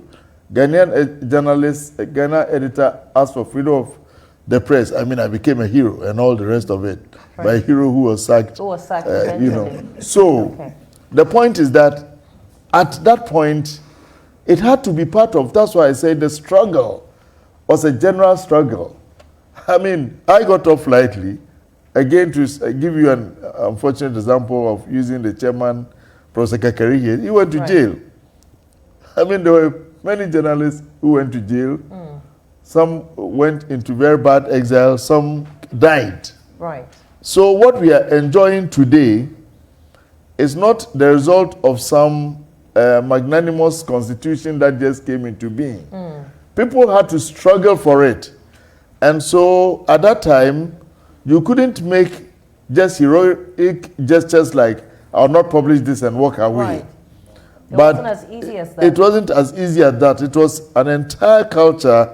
And to change that meant joining the dots and you know, bringing a whole lot of other issues together so that once the Constitution came as it eventually did, it would then cover a number of things, including the freedom of the press. Nana, thank you very much. Can you kindly introduce yourself and ask your question, please? Thank you. My name is Nana Enim from the Tourism Fraternity. I must say that this is the first time I've sat in to listen to Nana Kwasi Agyeman experiences. Nana Kwasi Gyan-Appenteng. Thank you. Experiences in journalism. I must say that I'm proud of him. And these are the people that we need in this country. Before I ask my question, I must say that MTN has really done a human job by bringing such a person to tell us about the history of this country. Nana, having said that, my question is, now on the TV, we see a lot of TV content, particularly with what happened at the Kasua. Day in and day out, you see different content on the TV, especially fraudsters, let me quote and quote, displaying their activity by saying that bring this money and I will double the money for you. This has projected our children, giving them the psychological effect. And some have gone to that extent, sorry to say that, to the extent of killing children. As seasonal journalists, somebody who knows everything about journalism, and I've said it, I'm proud of you and continue to be proud of you. What is your stick in this direction? Thank you. Thank you very much. Well, thank you, Naneni. This unfortunate incident at Kasua has thrown the spotlight on the media, and especially the National Media Commission. And there's a proverb that says, it's only an ill wind that blows no one any good. So even out of this bad situation, let us hope something good will come out of it. And this something good must be to resolve the many contradictions and confusions around media regulation in this country. Number one,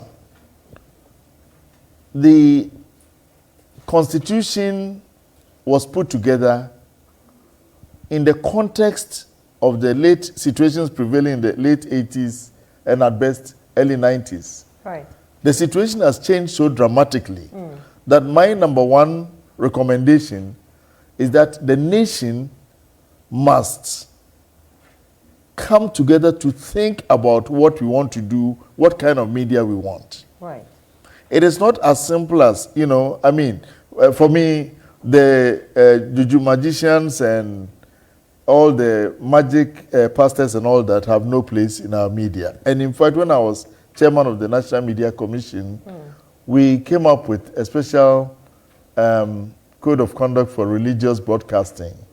And we made over 5,000 posters and hoped that they will be distributed to churches and broadcasting houses. It was about 12 points, and I don't know what has happened to it because I'm no longer there, but I think it's still in use. But it's not that simple. We are a democracy. At least we want to be. And that means we have to do things by law. And as many people who follow these things would know, there's a broadcasting law in draft which has been languishing in, I don't know where it is now, between Parliament, the ministers and all that, for going on to about 15 years. About 20 years have been corrected. So the reality is that there's no broadcasting law in this country. You have bits and pieces. You know, even when we talk about the NMC in charge of state-owned media and all that, GBC, for example, GBC law, I think, comes from 1968. And if you go through it, you still see references to the minister and all kinds of things. I think GNA is 1971 law. Right. And there are references to the prime minister. I mean, we have not had a prime minister in this country since 1972. But there are references to the law that governs GNA. So even if for nothing at all, we need to harmonize the laws and regulations governing the space. And this is what the broadcasting law sought to do. When that wasn't forthcoming, the National Media Commission, which is by the Constitution given the authority to make such laws as may be necessary for the regulation of the media space, got Parliament to pass an LI 222, for which was on content standards. And under that LI, one of the things that was required was broadcasters would need content authorization. What we understood that to mean was that you would simply have to say, at my station, I will do A, B, C, D, E. We are not saying, show us. Whatever. If you say, we'll have a morning show that would talk about current affairs and then, newspaper reviews, we are not even going to ask who is going to appear. Unfortunately, the Ghana Independent Broadcasters Association took the matter to the Supreme Court, where the LI was mostly shut down because parts of it were said to be inconsistent and was the fear of censorship and all that. That is gone past behind us. Now, as a nation, we must take this very seriously, because I have watched a program where somebody is sitting dressed mysteriously, yes, and two numbers are on the screen. And he says that if you send your money, that's the money doubling to that number in 30 minutes, go into your Momo wallet and your money will be double. At first I thought it was part of a movie that I was watching, because I did not think that any human being with a drop of a brain would believe this scheme. But we are gullible, we are human beings. And obviously, it is not cheap to keep a channel open. So people must be making a profit from it. And it is the responsibility of the state to protect people, all of us, from harm. And especially the most gullible, say children, for example. Yes. And so, if we think that the regulations that we are using are inadequate, then we must, as a matter of urgent resolve, work on this. And the National Media Commission may not be able to do all of this because, as I've said, look at it like this. The NMC is made of 18 part-timers.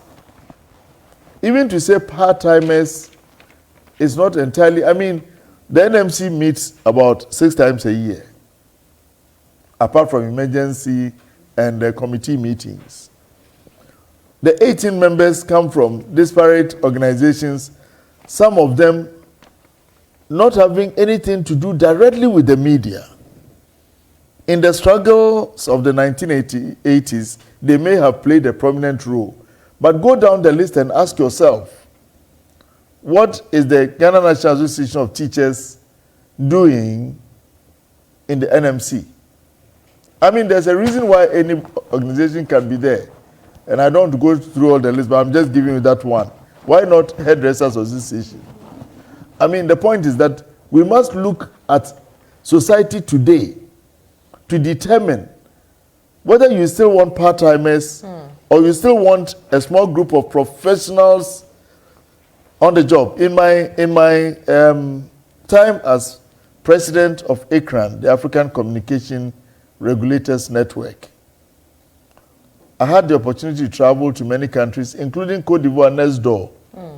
And if you look at how their counterpart of the NMC is established, their legal department alone is bigger than our entire NMC. And the NMC chairman's office has about 30 monitors. And you can monitor in real time what is happening. In my time as chairman of NMC here, I did not even have half a screen, let alone a full one.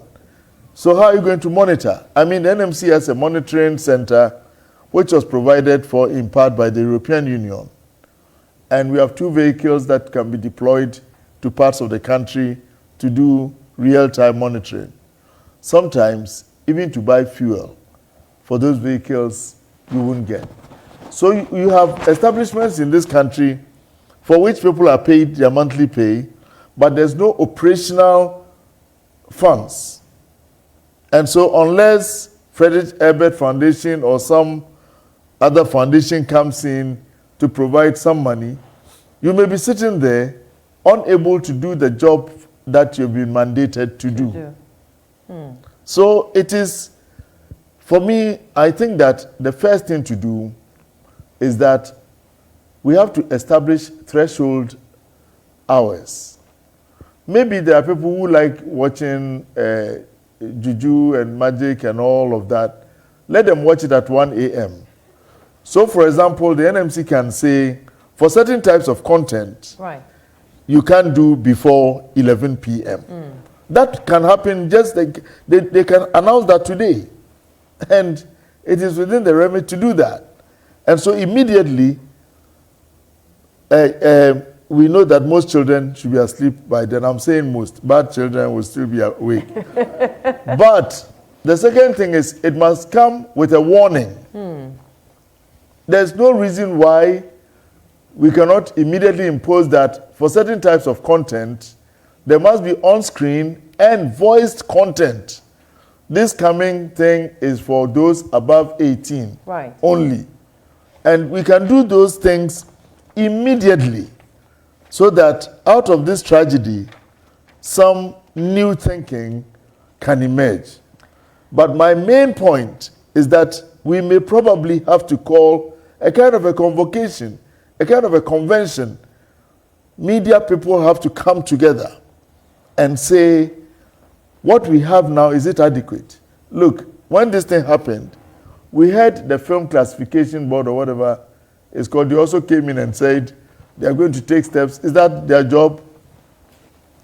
NCA, NCA is not a media regulator. NCA has a very important job to do, which it is doing. But that part of its job, where it gives frequency to the media, I think that it's a job that must go to the media regulator. They can work out it in such a way that the applications can go to the NMC, which will look at the kind of content for which you are applying, and then the technical provision can be made by the NCA. Somehow we have to find a way of doing it in such a way that the NMC, there's a synergy, which is supposed to monitor content, knows the content for which you were given the license. Otherwise, it's like a teacher is teaching. Then another teacher comes to set the exam without knowing what they've been taught, what the syllabus is about. Can it work? So I think that this matter is now an emergency. Absolutely, and I definitely agree to that. I mean, what happened in Kaswa was unheard of. And like Nana said, no incident is a bad one, depending on which side of the coin you're on. It is an opportunity for the relevant agencies to sit up and take the decisions they ought to take. Then I'll take a few more questions. This is from Gina, and it says, considering the fact that Nana has practiced journalism for over 4 decades, has he seen any marked differences in journalism over time? Nana, you can address this, and then I'll add 2 more questions. Yes, I mean, the thing is that when we talk about journalism, we are talking about some very specific activities. So we are talking about news gathering. We are talking about how the news, once gathered, is treated and how it is published. We are talking about the means by which we receive, we find the news. So news values, you know, as we call them in the profession. Now, there's more opportunity because look, the world has come to a point where when I go to a place like Graphic and look at the car park and see the number of vehicles owned by journalists, I'm impressed. Because in our time, to own motor bicycles would have been an advance, you know, in your life. So there are opportunities more, you know, the practice of journalism is obviously paying better if you are in the kind of environment where it is. There are better opportunities to interact with sources. When I was a foreign news editor at Graphic, my main job was going to GNA every day to collect some documents that came from a machine known as telex. Younger ones here may research. But this telex machine would bring news from Reuters, AFP, TASS, and all the news agencies around the world. You physically had to move to GNA to collect that. When you've done your story in those days, you go to a sub-editor who had all the dictionaries in the world, and I, for one, I've never correctly known the word necessary, how to spell. Is it the C or the S? Which is double. And so, but today, your computer underlines it for you with a red, so you know that all those things have changed. The technology has changed. So there's a lot of opportunity now. I believe that today, look, you come to a crisis point in your your information, and you go to Wikipedia, first point, just to see whether the information you want has been collaborated by anybody. Yeah. And so finding sources is a lot in those days. To get one source to back something, you may have to drive to the University of Ghana economics department. You're looking for some professor to look at something and say, yeah, you know, when the budget said this, that. Today you just go online and you do it. What we are lacking now are a number of things. For example, what we call public intellectuals. In our time, and since I was a child, look, you've all heard of people like, maybe, I don't know whether we have all heard, but many people have heard of people like Professor A. Kwapong. When I was a child, Professor Kwapong was regularly on Radio Ghana explaining the classics, Greek and Roman, you know, myths and things. Ankwando, Professor Ankwando, you know, an archaeologist, would be explaining the Egyptian pyramids. You had, I mean, from across the disciplines of learning, they were writing for newspapers. So they were very much involved, those we call public intellectuals. These were academics, but who also took time off to do something that today few people are doing. Then you had columnists. For example, in the Mirror, people like Professor Kwasi Gyan-Appenteng writing a column called The Quick Trot. I mean, people used to line up just to get it. You have Mr. Henry Ofori, the late Henry Ofori, Karl Marx. You still luckily have people like Cameron Dodu. You have columnists like Elizabeth Ohene, Grandma. You have Ajoa Eboafere, Vicky Rekon, you know. We still have Kofi Akpabli. Today you have a lot of them, but I'm saying that in those days, columnists were taken seriously. Because these are people with opinions. Once you're a columnist, you are declaring to the world that I have an opinion. Today, with the 500 odd radio stations, I've not heard any of them calling a columnist for their opinion. And indeed, a very noted morning show host of a current affairs program, I asked him, because we were discussing something that a columnist had written in that week. And he said he does not read columns. You have people like Brigadier General Dan Frimpong. He writes on Fridays, very, very, very informative, historical accounts. And I would think that one day, one of these, he'll be invited, General, share these ideas. No. The third is sources. Recently, I read something about General Anido, who was in charge of Ghanaian contingent during the Rwanda genocide. Yeah. He's held outside because the Ghanaian contingent stood when others were running away. When was the last time you heard him being interviewed on any station in this country? Major General Eskin, Major General, Lieutenant General, sorry for mixing titles, but the first force commander of UN forces in Lebanon, a Ghanaian. When was the last time you heard anybody going to him? So these things are missing. So when you take the overall picture of journalism, now the opportunities are there to do things that, newspapers are virtually dying on their feet. Why? Because if you take the same thing that has been reported by the online media yesterday and you make that your headline for today, who is going to buy? Right. But new angles are emerging. And I think that our journalists must be a bit more adventurous. Right. They must be a bit more curious and, as we say, think outside the box. Look for new angles. And these are the things that I think can happen now, but which are not happening enough. Right. Samuel Ledu writes and says, congratulations, Nana. Please tell Nana we're waiting for his book. And then... Let me say something about this book business.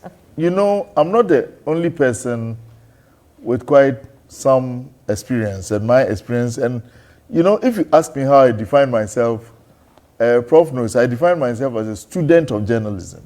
I'm still learning. This is one thing that you never finish learning. Every day. And sometimes I'm learning from very young journalists who are coming up, So the thing is this. Our universities and institutions must provide space for experienced people to do some fellowships. For example, I want to write, but I still have to do other stuff that will bring in some money for me to survive. Right. But imagine that some university took me and said, you teach once a week to our students, but also this is your office and you have an assistant and, they are helping you.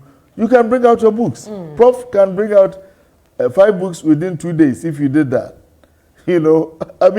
There's so many scholars in residence schemes abroad. Right. So when you see people with our kind of modest experience, coming out with books from there, it's not like they just sat down at home and crossed their legs and said, come on, let me do a book.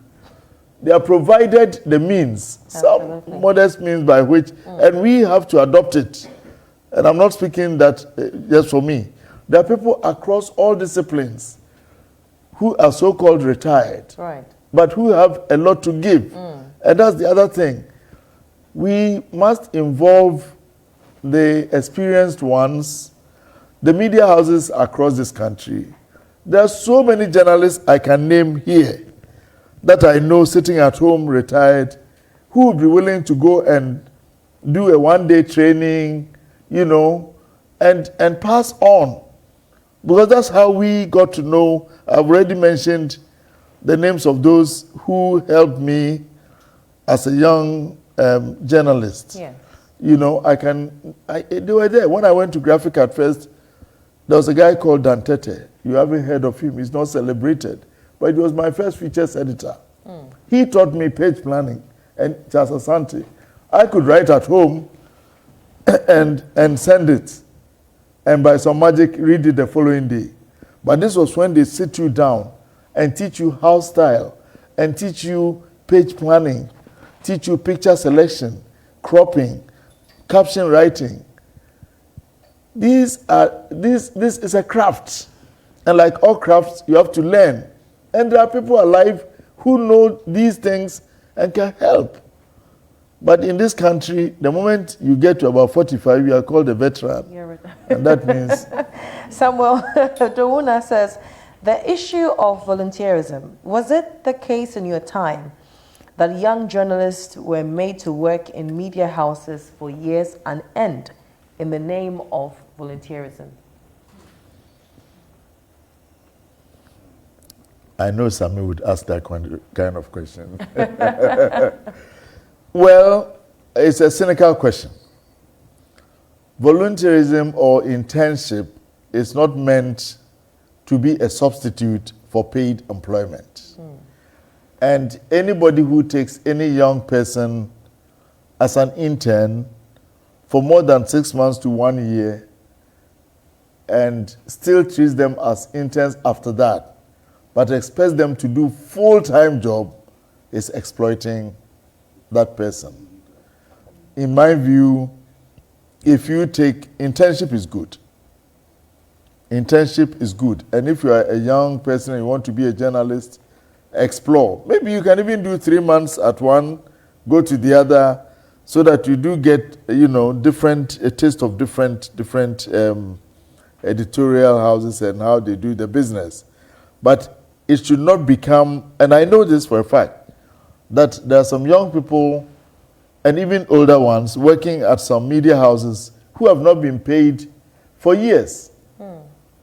And it's like, you know, and this is what gives rise to the Soleil culture, you know, where people are hanging on because when they go on an assignment, they'll be given some transport or something, and then it distorts the whole thing. So they begin to prioritize that above the value of the work they are supposed to do. So I would say that I don't recall that in our time people did internships forever and were that exploited. But it was a good way of getting into the media, and eventually people found paid work. Right. I'll take one more question from the audience, and then I would wrap up with my question as well. Anybody in the audience who has a question? If not, then I can proceed with my... Okay, yes. Can you introduce yourself by name, and then you can ask your question. Okay, my name is George Wilson Kingston, and I'm with Ghana News Online. Okay. Nana, I bring you greetings from the Republic. I just have one simple question. In your days, what drove journalism? Because these days, we don't really see the passion that you've described. And we also think that our journalism is being driven by profit these days. Even editors are now marketing managers. And so we don't really have time to chase good stories. So what drove journalism in your days? Thank you. Thank you very much. Well, what drove me, I know, and I can tell you that I was interested in issues of social justice. I was interested in, I am a lifelong socialist. And even though it is not fashionable these days to say so, I believe that unless we bring the plight of poor people, there are so many poor people that even the economy won't grow unless you pay attention to them. So things like that, animated me and comrades and friends when we were younger. That's not to say that's what drove journalism, because journalism has always been driven by a multiplicity of motives. The profit motive, when people set up a business, they want to make a profit. But you see, for whatever you do, if you do it well, you are more likely to profit from it than if you don't do it well. And so what drove it was not so much the motive, but by the commitment to excellence. So you would find that if you go back and read newspapers of the 1950s and even 1940s. There have been times when I have had the opportunity to read stuff in The Spectator of the 1930s and 40s by people like J.B. Dankwa, Mabel Dove, Azikiwe, and co. And you just, the writing style, the context, the content, and these people wanted excellence. In our time, you give your report to an editor and you throw it on the floor. Is this a report? In our time, things like single source story will never fly. One person says something and that becomes, single source. So did you go to AMA? Did you check from? So somebody says, AMA is sleeping on the job. There's this, that, but did you go and check what, So you are immediately sent back. And whether you are a staff writer or whatever, you've written a feature, you come back and see that there's nothing in it. The editor will boldly tell you, this is an incomplete story. So what drove journalism was the need for excellence, to try and get the best that you can present because you respected your readers, you respected your viewers, and you respected your listeners. Right. This must be the crux of the matter, that you are providing, remember I said public service, you are providing something for the public, it's like unwholesome food. Would you, maybe today they do that too. The wache may not be wholesome. But if you were cooking food for the public or for anybody, would you simply give them something that will kill them? That is what you do when you do bad journalism. So what drove you was that you knew. We've all heard the saying that journalism is the first chapter of history.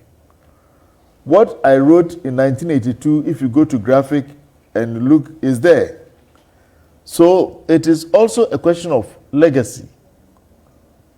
If you do shoddy work in some kind of professions, you can get away with it.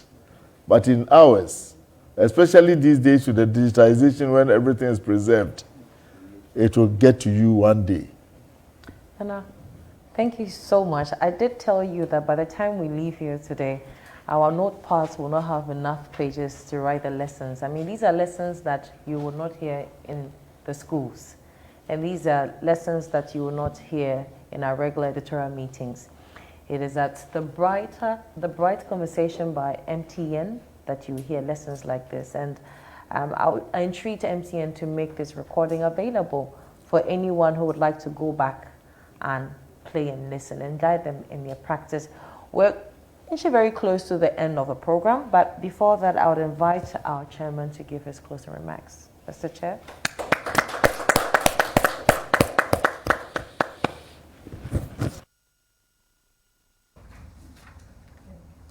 Thank you once again. I think as our coordinator here has said, this has been a chock full of many, many things. Our guest took us through many aspects of the business of journalism. He spoke about relationship between owners and the editorial managers of media, government media relations, regulation of media content, then professional issues of quality, issues of the processes of training, learning to do the right thing. And he ended on the most important value in journalism, that is, when you ask the question about what drives you, that is the professional ethos, the legacy that the journalist leaves.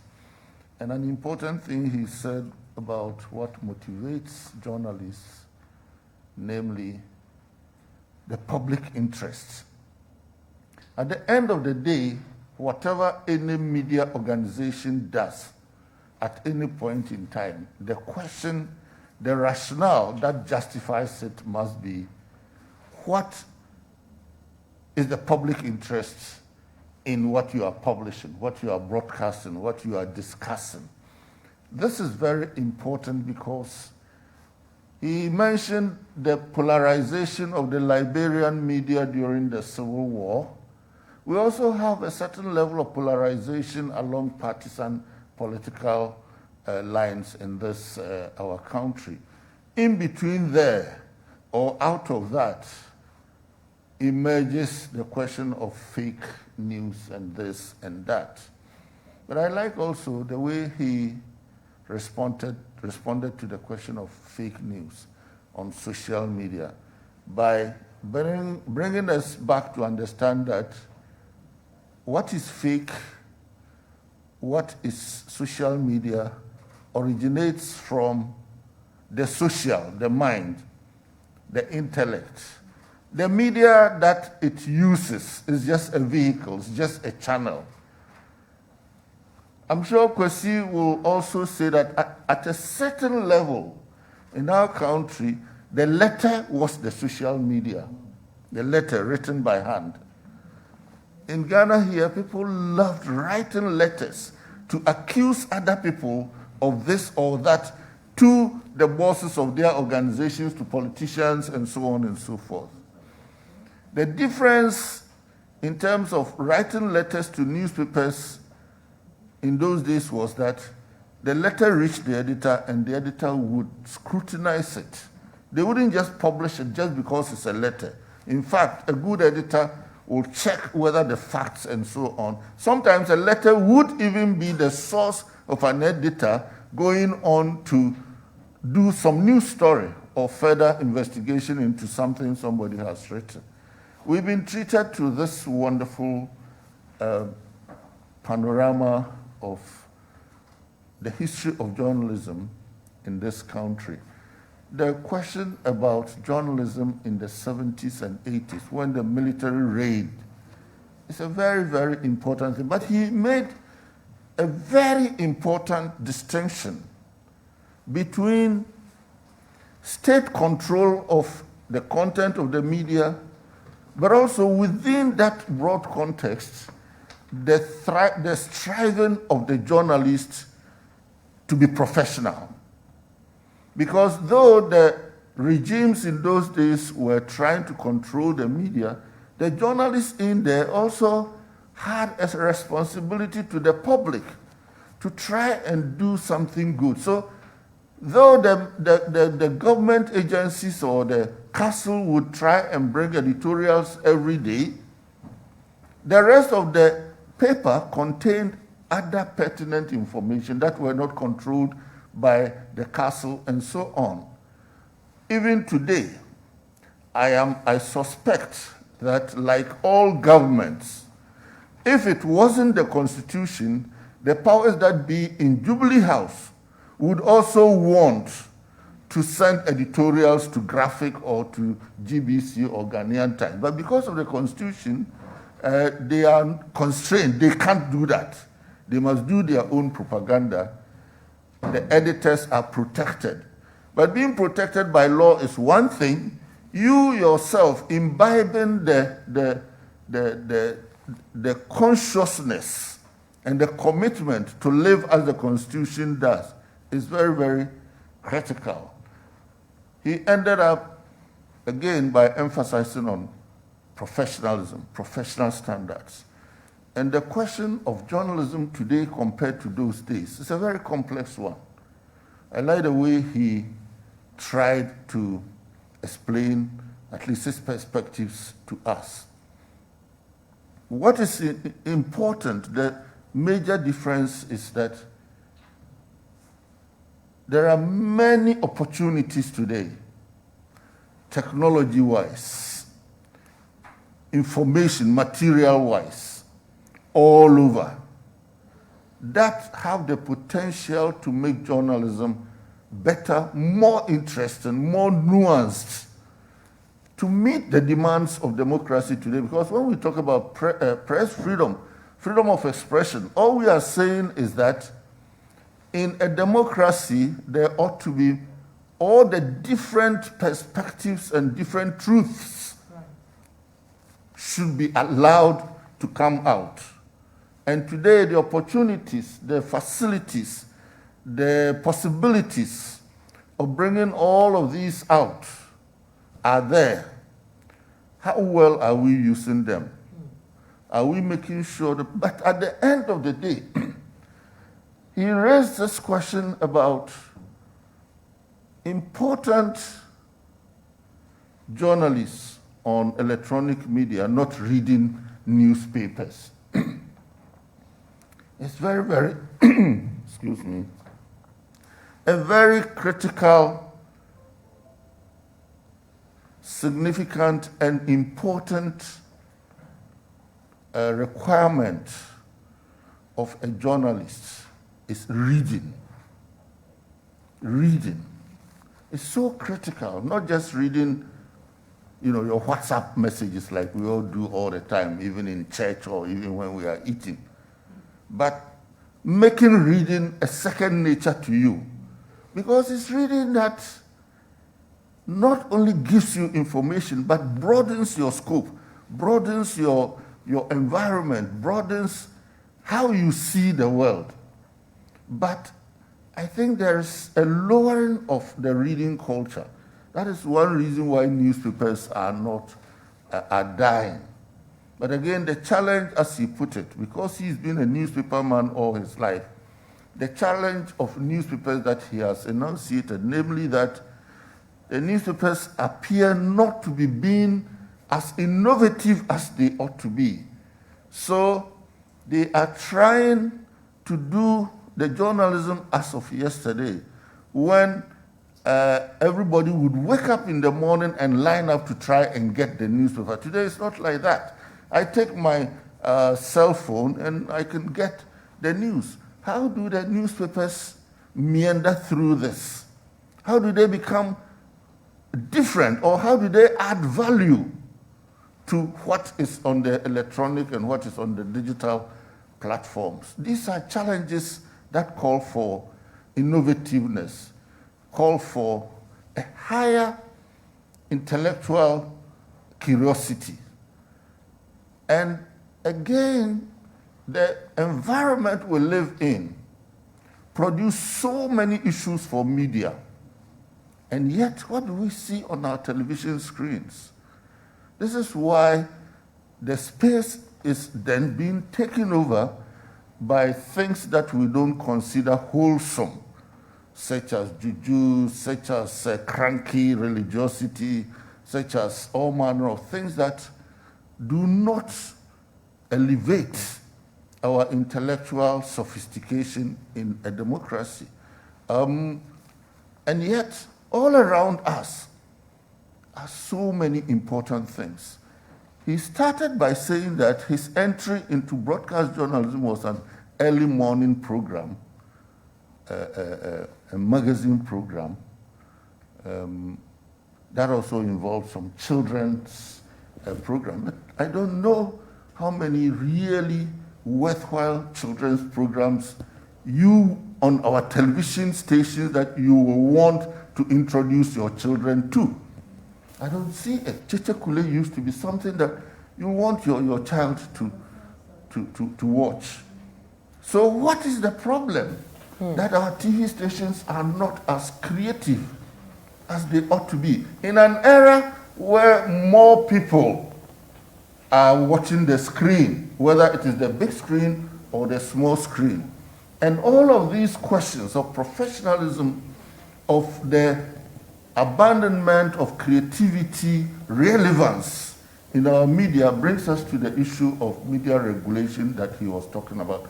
Media regulation is not only to restrain media from doing the wrong things. No, in fact, media regulation starts from the point of view of how to enhance the public interest, the public service that media ought to provide.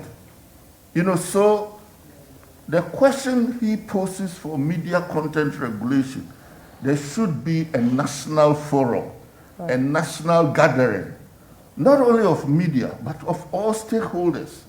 The houses of chiefs should also be debating this. The Catholic Bishops' Conference should be debating this. The Christian Council should be debating this. The Pentecostal groups should be debating this. Schools, NAT, the Teachers Association, the Writers Association. Because if we fail with our media, we fail with public opinion formation. Right. We fail with public education for good citizenship. So, because the media underlines and cuts across everything in our lives in these modern times.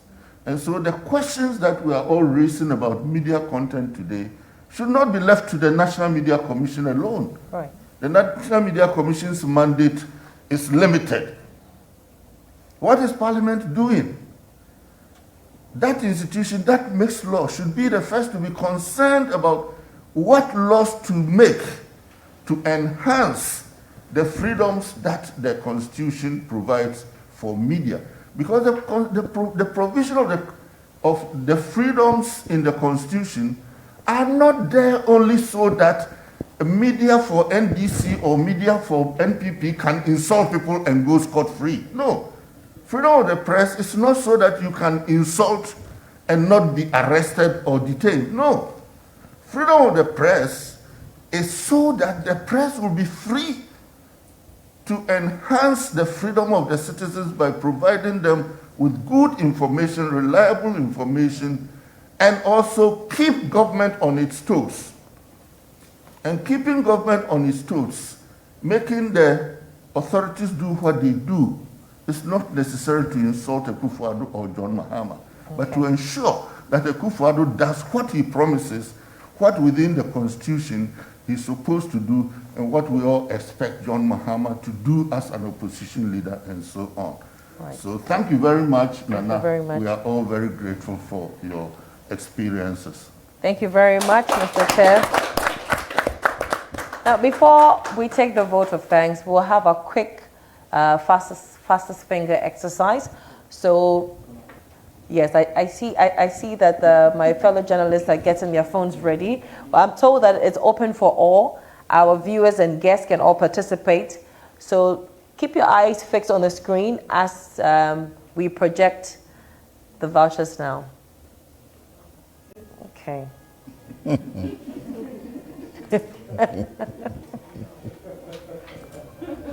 Anybody got it yet? I give up.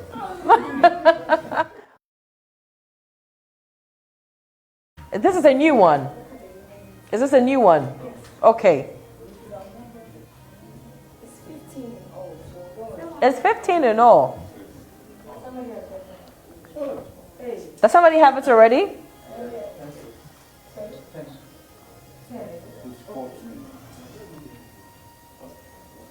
Okay, I think this is the third one. Oh, I see. I've lost count, huh? It's open for all. So wherever you are, if you're on the MTN network, make sure that you're taking advantage of it. Oh no. How is it that somebody has it in the room? Did it? Oh, we do. Okay, the cameraman has that one. The very first one. Okay. Who got the second one? Is a person here? Okay.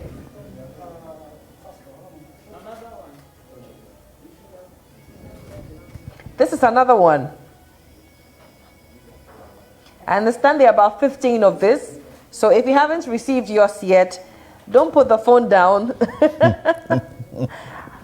I'm worried for those who are using their phones to do, you know, the connection. How are they going to manage? Does anybody have this one? Okay.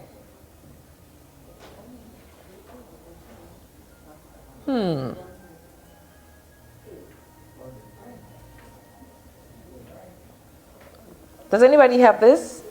This is my third try and it says it's already used up. You got this one too. Is there a way to restrict people from getting more than one? Yeah. Does MTN have a way of restricting who has gotten what?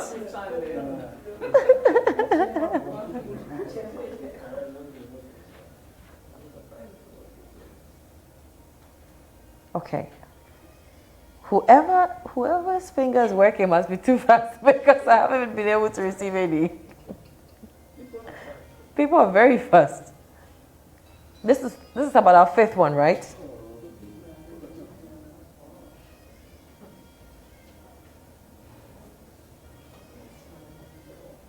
Hopefully I get this one. Oh. Okay, I was so sure that was for me, but I don't know what happened along the way. There must be a trick to this, really. Do you count down, and how long do you count down before the next one shows up?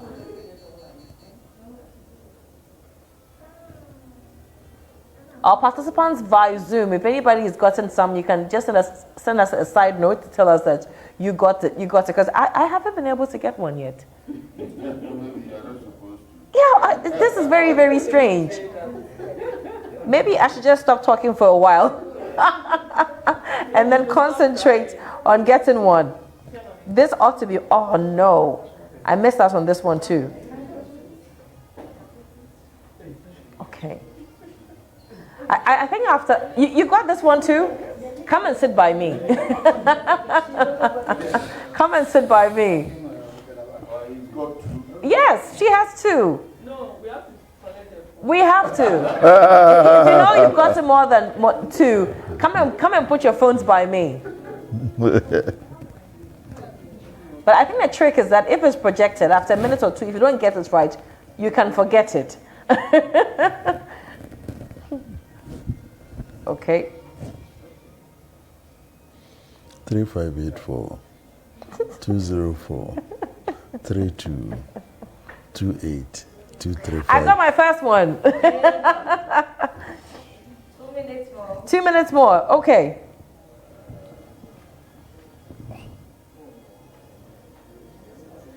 Is this a new one? Okay.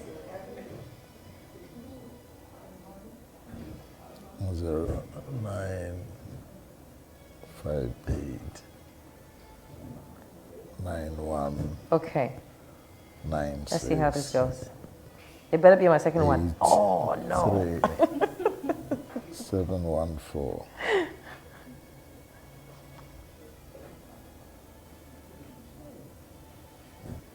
How many more minutes to go? 1 minute. 1 minute to go. Okay. Fastest finger. Okay.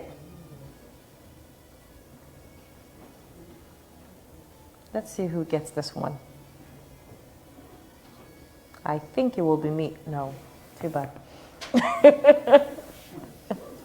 Yes, it's gone.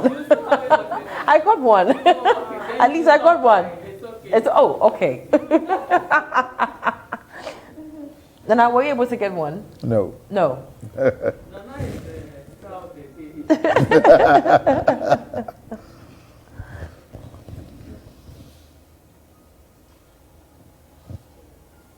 Anybody got this? Too late.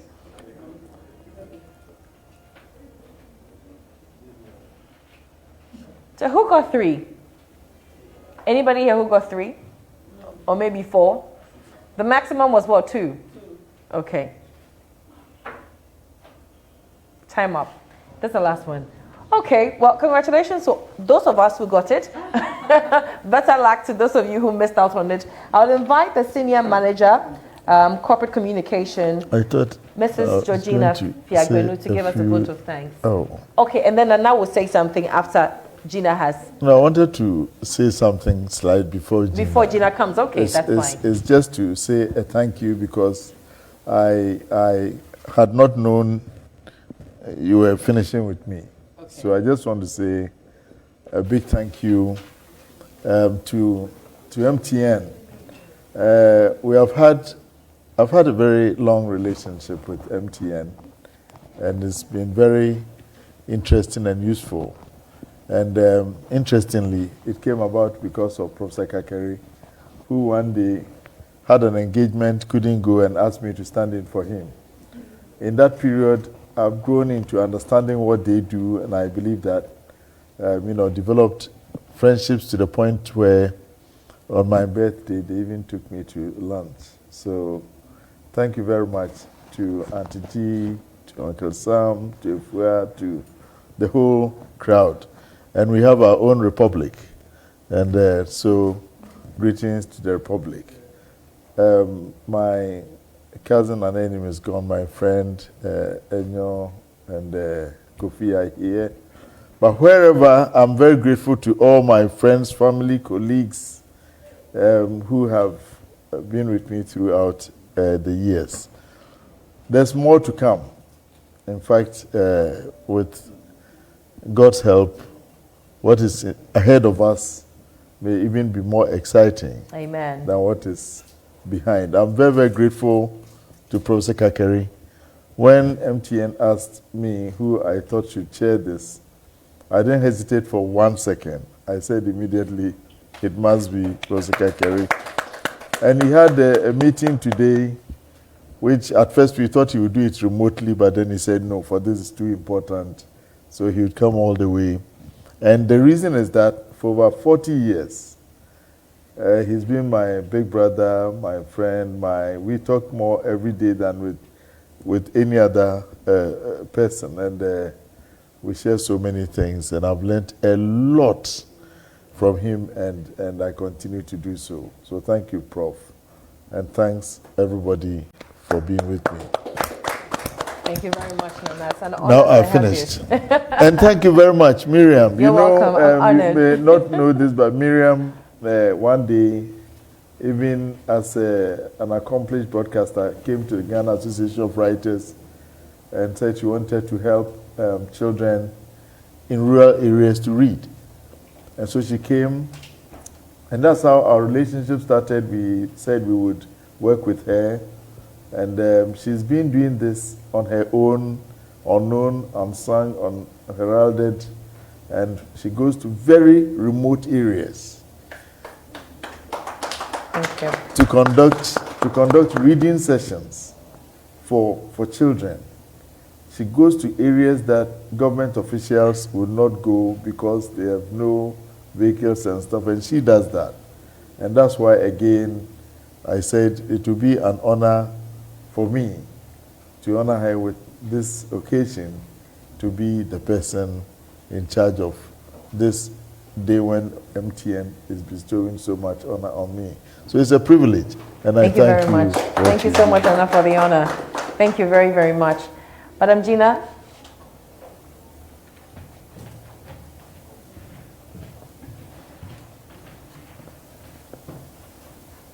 Thank you very much, Nana. When we instituted this, I knew we were going to have a very interesting discussion, knowing that Nana always has a lot of stories and history. And so today, it's not just been about the media. I think we've learned a lot about Ghana's history, the history of the media. We've heard a lot of names that we probably, I've written a lot of them down. We probably have to go and research them.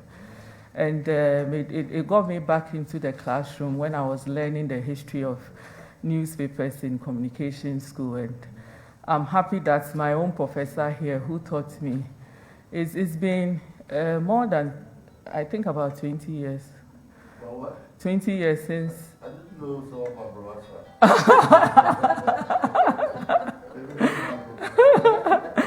You know, so I'm really gratified to see this. It's been very, very interesting, and I kept on writing and writing.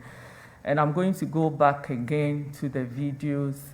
We did Facebook Live, so the video should be there.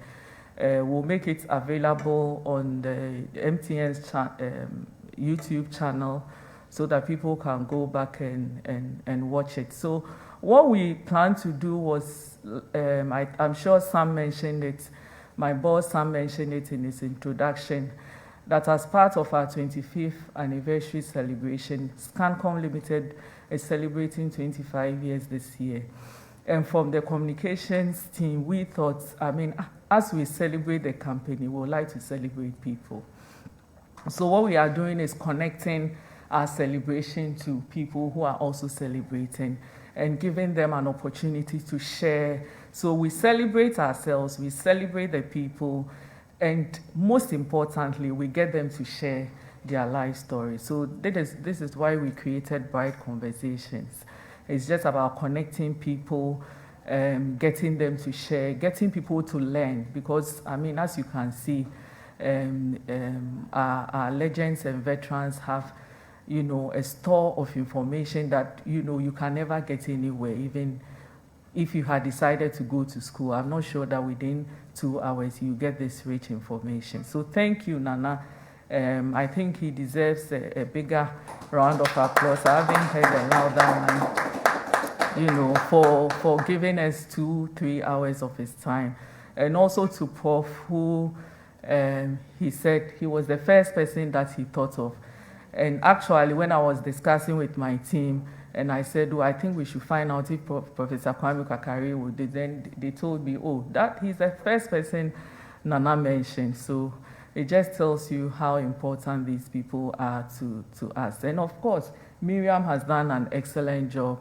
I've really enjoyed, you know, you always do a very good job. You know, make it very effortless and bring out the right questions and interjections and all that. And to you who came here physically, now going to places physically is becoming, I don't want to say it's a taboo, but, you know, people think twice if they have to go get out of the house. So we are very grateful that you made time to come. We are grateful to our online people who joined via Zoom and also through Facebook. We wanted this to be more family and friends.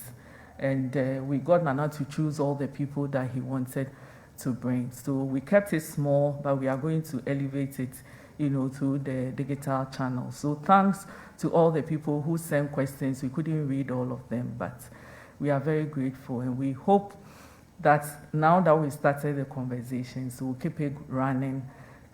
Hopefully every month we will try to get a star or a legend and to come and talk to us about something that we can all learn and share from. So thank you and have a great day. Thank you very much. Thank you very much, Madam Gina. And from all of us to our viewers around the world, thank you so much for honoring our invitation to be part of this conversation. I would like to also thank Franklina and the team as well for the opportunity. I look forward to another conversation like this again, and I thank you so much for making me a part of this very memorable day. My name is Miriam Osei Ajuman. I work with Media General, and Media General consists of TV3, where I'm a news anchor for the business at 4:30, and Friday midday at 12, and also a radio host on 3FM 92.7. Thank you so much. Have a good rest of the day. Bye.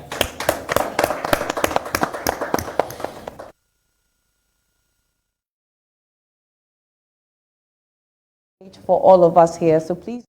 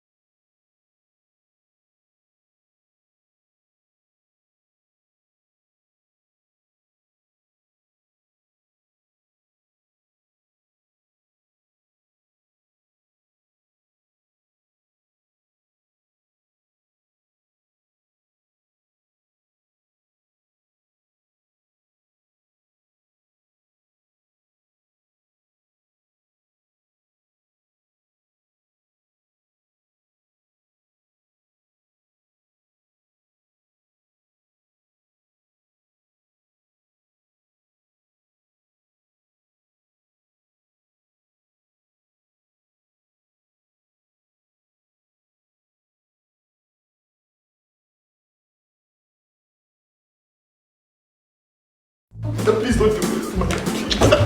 Please, Amanda. Yo, Nana. Amanda just let me ride, you know. The things I've done for this girl, who would that be like me? I carry goods from Abubulo to Kaneshi. Keep talking with MTN free after 1 and just pay for the first minute. Hello? I should say this boy is asleep. See, Amanda has left me. Huh? You know the most painful part? See, after two enough for my hand. Thank you. This is my last hope. Amanda has left me. See, bro, Mr. Fakusia left me. But you also. You also get to enjoy free 50 megabytes a day just for your first call. Could you, Charlie? Amanda left me. Yes, she made you carry load. Oh. Simply dial *315# to subscribe to MTN free after 1 today and talk, browse, text, and chat. Amanda. We're good together. Please don't do this, Amanda. Please, Amanda. Yo, Nana. Amanda just let me ride, you know. The things I've done for this girl, who would that be like me? I carry goods from Abubulo to Kaneshi. Keep talking with MTN free after 1 and just pay for the first minute. Hello? I should say this boy is asleep. See, Amanda has left me. Huh? You know the most painful part? See, after two enough for my hand. Thank you. This is my last hope. Amanda has left me. See, bro, Mr. Fakusia left me. But you also. You also get to enjoy free 50 megabytes a day just for your first call. Could you, Charlie? Amanda left me. Yes, she made you carry load. Oh. Simply dial *315# to subscribe to MTN free after 1 today and talk, browse, text, and chat.